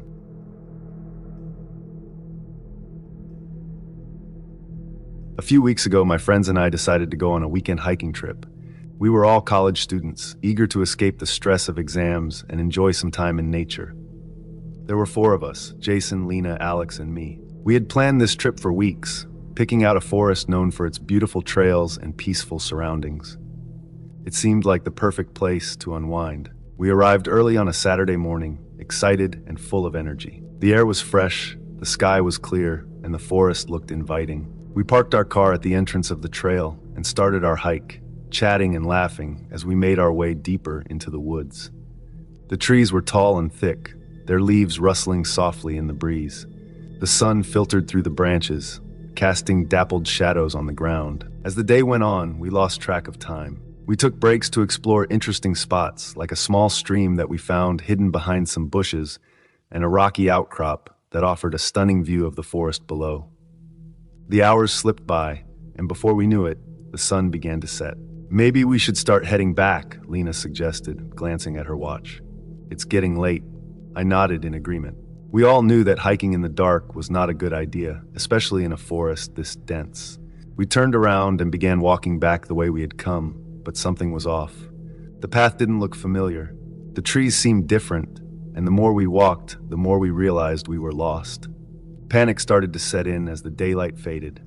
We tried to stay calm, reassuring each other that we would find the trail eventually. But as the last light of the sun disappeared and darkness settled in, our confidence began to wane. The forest at night was a different place altogether.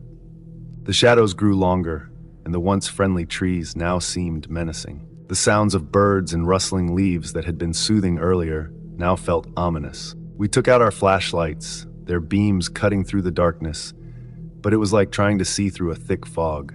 Everything looked the same, and there was no sign of the trail. As we continued to wander, the forest seemed to close in around us. The night air was cool, and a thick silence hung in the air, broken only by the crunch of leaves under our feet. That's when we first heard it, the sound of footsteps. At first, we thought it was just an echo of our steps, but it quickly became clear that the sound was coming from behind us. It was faint, barely audible, but unmistakable. Someone or something was following us. We stopped, and the footsteps stopped too. We looked at each other, fear flickering in our eyes. Alex was the first to speak. "Did you guys hear that?" None of us answered, but the look on our faces said it all. We stood there listening, but the footsteps had stopped. After a moment, we convinced ourselves it was just our imagination and started walking again. But the footsteps returned, matching our pace perfectly. Every time we stopped, they stopped. When we started again, they followed. It was as if whoever or whatever it was wanted us to know it was there watching us. Our pace quickened as fear began to creep into our minds. We whispered to each other, trying to stay calm, but it was clear that none of us knew what to do.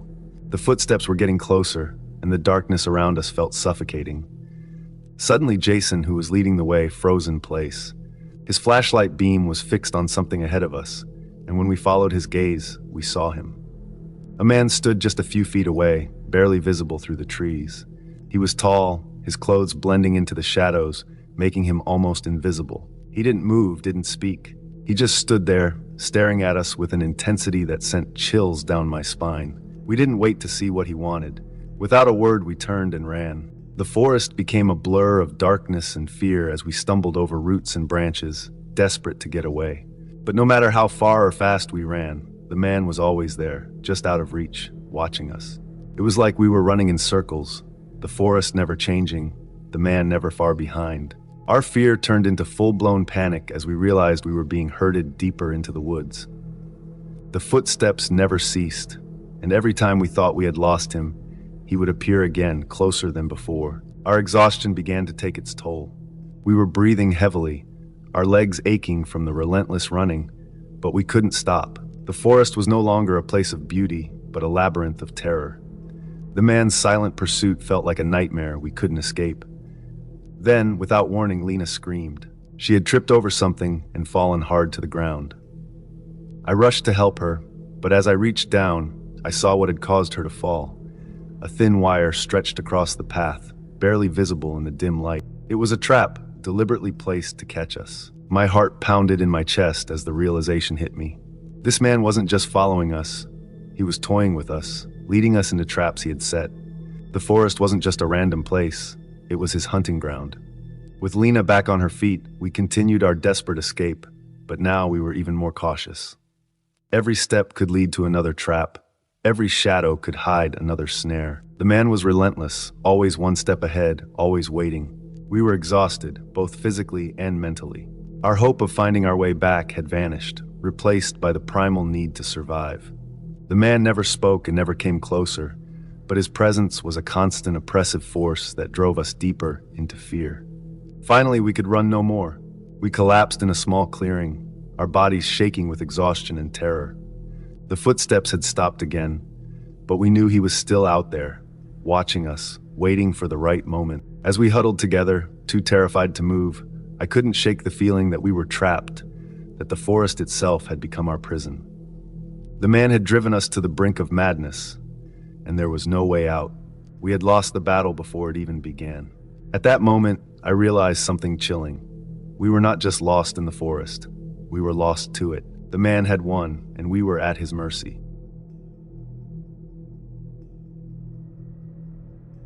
I used to work as a security guard at an old, abandoned factory. It was a large, crumbling building with broken windows and rusted machinery that hadn't been used in years. The factory had been closed for decades, but the owners still wanted someone to keep an eye on it at night. Maybe they thought someone might try to steal scrap metal or break in for some other reason. Either way, they hired me to work the night shift. The first few nights were uneventful. I would walk through the long, dark hallways, my footsteps echoing off the concrete walls. The only sounds were the wind whistling through the cracks in the windows and the occasional creak of the building settling.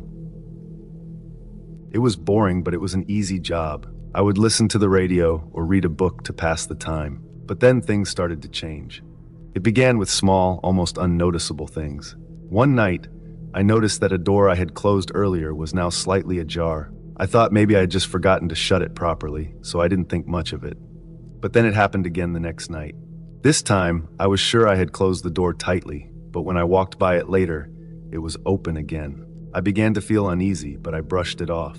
It was an old building after all. Maybe the door didn't latch correctly, or maybe the wind had blown it open. I tried to convince myself that there was nothing to worry about. But then I started hearing noises. It was late, around 2 a.m., and I was making my rounds through the factory when I heard a faint rustling sound coming from one of the storage rooms. It was so quiet that at first I thought I was imagining it. But then I heard it again, soft, shuffling noises, like someone moving around in the dark. I froze, listening carefully. My heart began to pound in my chest. I was alone in this place. There shouldn't be anyone else here. I slowly made my way to the storage room, my flashlight beam cutting through the darkness. The rustling stopped as I approached, and when I reached the door, I found it closed. I took a deep breath, steeling myself, and then pushed the door open. The room was empty, I shone my flashlight around, checking every corner, but there was nothing there. No sign of anyone, no reason for the noise. I tried to tell myself it was just the building settling again, but I couldn't shake the feeling that something was wrong. The next few nights were worse. The noises continued, but they grew louder and more frequent. Footsteps echoed down the hallways when I was sure I was alone. The sound of something scraping against the concrete floor, like metal being dragged. I even heard what sounded like whispering, but when I tried to follow the sound, it would stop abruptly, leaving me in eerie silence. I started to see things too. Shadows darting just out of the corner of my eye. A glimpse of movement in a darkened hallway. But when I turned to look, there was nothing there. I was on edge constantly, jumping at every little sound, my nerves frayed. I knew I wasn't imagining it. Something was in the factory with me. But what? I had no idea. I decided to set up some cameras to catch whatever or whoever was causing all of this. I placed them in the areas where I had seen the most movement and heard the most noise. If someone was sneaking into the factory, I was going to catch them on tape. The next night, I went about my usual rounds, trying to ignore the feeling of being watched. When my shift was over, I went back to the small security office to review the footage. I felt a knot of anxiety in my stomach as I hit play, the screen flickering to life. At first, there was nothing unusual, just empty hallways and silent rooms. But then, in one of the camera feeds, I saw it, a figure moving through the factory, just on the edge of the frame. It was tall and thin with long, spindly limbs. Its movements were jerky and unnatural, like a puppet being controlled by invisible strings. I watched, horrified, as the figure moved through the building, always staying just out of the camera's full view. It seemed to know exactly where the cameras were and avoided them, never showing its face. But I could tell it wasn't human. The way it moved, the way it seemed to blend into the shadows, it was something else, something terrifying. The figure appeared on almost every camera feed, always lurking in the background, always watching. I felt sick to my stomach as I realized that it had been following me throughout the night, staying just out of sight, waiting for me to notice it. I knew I had to confront it. I couldn't keep working here, not with that thing inside the factory. But as I stood up, ready to leave, I heard it. A loud, crashing sound coming from the hallway just outside the office. My heart raced as I grabbed my flashlight and slowly opened the door. The hallway was dark, the air thick with tension. I could hear my breathing shallow and quick as I stepped out of the office. The sound had come from down the hall, near one of the old storage rooms. I made my way toward it, every step feeling like it took an eternity. The closer I got, the colder the air seemed to become. Like the temperature was dropping, the deeper I went into the factory. When I reached the storage room, I saw that the door was wide open, swinging slightly on its hinges. My flashlight flickered as I pointed it into the room. It was empty, just like before. But this time, there was something different. Carved into the concrete floor, in deep, jagged lines, were symbols I didn't recognize. They looked ancient, almost ritualistic. My skin crawled as I realized that whatever had made those marks wasn't human. As I stood there, trying to make sense of what I was seeing, I felt it. A presence behind me, cold and malevolent. I turned slowly, my flashlight beam shaking as it swept across the hallway. And there it was. The figure from the footage, standing just a few feet away, its face hidden in the shadows. It didn't move, didn't make a sound, but I could feel its eyes on me, watching. I didn't wait to see what it would do. I ran. I sprinted down the hallway, my footsteps echoing wildly as I made for the exit. I could hear the thing behind me, its footsteps slow and deliberate, like it knew I couldn't escape. I burst out of the factory and into the cold night air, my heart pounding in my chest. I didn't stop running until I was in my car, the engine roaring to life as I sped away from that cursed place. I never went back to the factory. I quit the job the next day, leaving behind my uniform and keys. I don't know what that thing was, and I don't want to know. All I know is that it was waiting for someone to find it, and I was unlucky enough to be that person.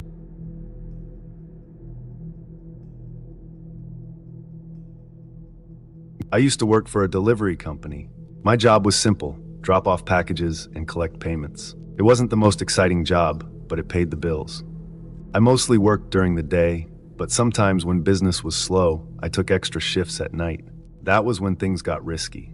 One night, I was given a delivery in a neighborhood I wasn't familiar with. The houses were old and the streets were quiet, too quiet. As I drove through the area, I couldn't shake off the feeling that something was off.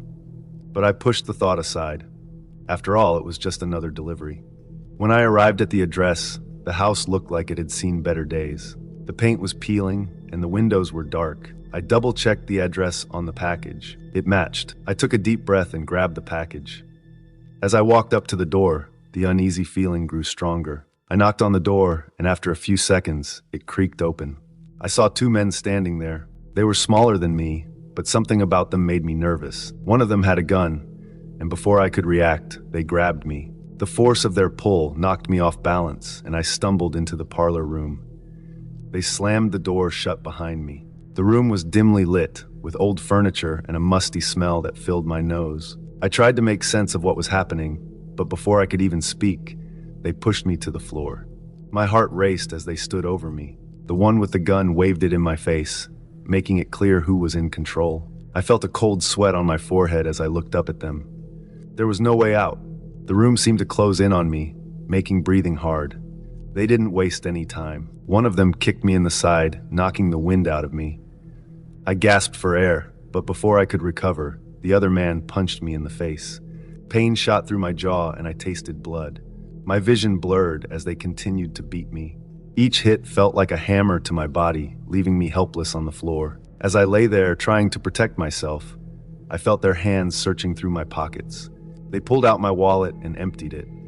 Every dollar I had earned was gone in seconds. They didn't stop there. They searched my jacket, taking whatever they could find. When they were done, they stepped back. I tried to sit up, but the pain was too much. My body ached from the beating, and I could feel bruises forming. But the worst was yet to come. The man with the gun leaned down and grabbed me by the collar. He pulled me close, his breath hot against my face. "If you tell anyone," he hissed, "we'll find you, and we'll find your family. We'll kill you all. Do you understand?" I nodded weakly, too scared to speak. The threat hung in the air like a dark cloud, suffocating me. They weren't just robbing me, they were controlling me, keeping me silent out of fear. The thought of my family in danger was worse than the pain they had inflicted on me. Satisfied with my answer, they let go of me and walked away. I heard the door open and close as they left me there, broken and alone. For a long time, I didn't move. I just lay there, staring at the ceiling, trying to process what had happened. Eventually, I managed to get up. Every movement hurt, but I forced myself to stand. I knew I had to leave that place. I didn't want to be there when they decided to come back. I stumbled out of the house and into the cool night air. The streets were still quiet, but now they felt even more ominous. I made my way to my car, each step a painful reminder of the beating I had taken. When I finally reached it, I collapsed into the driver's seat. I sat there for a while, trying to steady my breathing. The adrenaline was wearing off, and the pain was becoming more intense. I didn't know what to do. I could go to the police, but their threat echoed. They knew where I lived. They knew about my family. The fear was overwhelming, so I made a decision I'm not proud of, but one I felt I had to make. I started the car and drove away. I didn't look back at the house. I didn't want to remember it, but as much as I tried, I couldn't escape what had happened. The fear stayed with me, gnawing at my mind. When I got home, I went straight to the bathroom. I looked at myself in the mirror. My face was swollen, and my clothes were torn. I looked like a mess, but at least I was alive. I cleaned myself up as best as I could, trying to erase any trace of the night's events. But no matter how much I washed, I couldn't get rid of the feeling of their hands on me, the pain of their blows, or the fear of their threats. It was like a shadow that followed me everywhere I went, reminding me of what could happen if I spoke up. The next day, I called in sick. I couldn't face going back to work, not after what had happened. I spent the day in bed, trying to rest, but sleep wouldn't come. Every time I closed my eyes, I saw them standing over me, their faces twisted with malice. Days turned into weeks, and I slowly started to heal physically. The bruises faded and the pain lessened, but the fear never went away. I became more cautious, always looking over my shoulder, always expecting them to appear. I never told anyone what happened that night.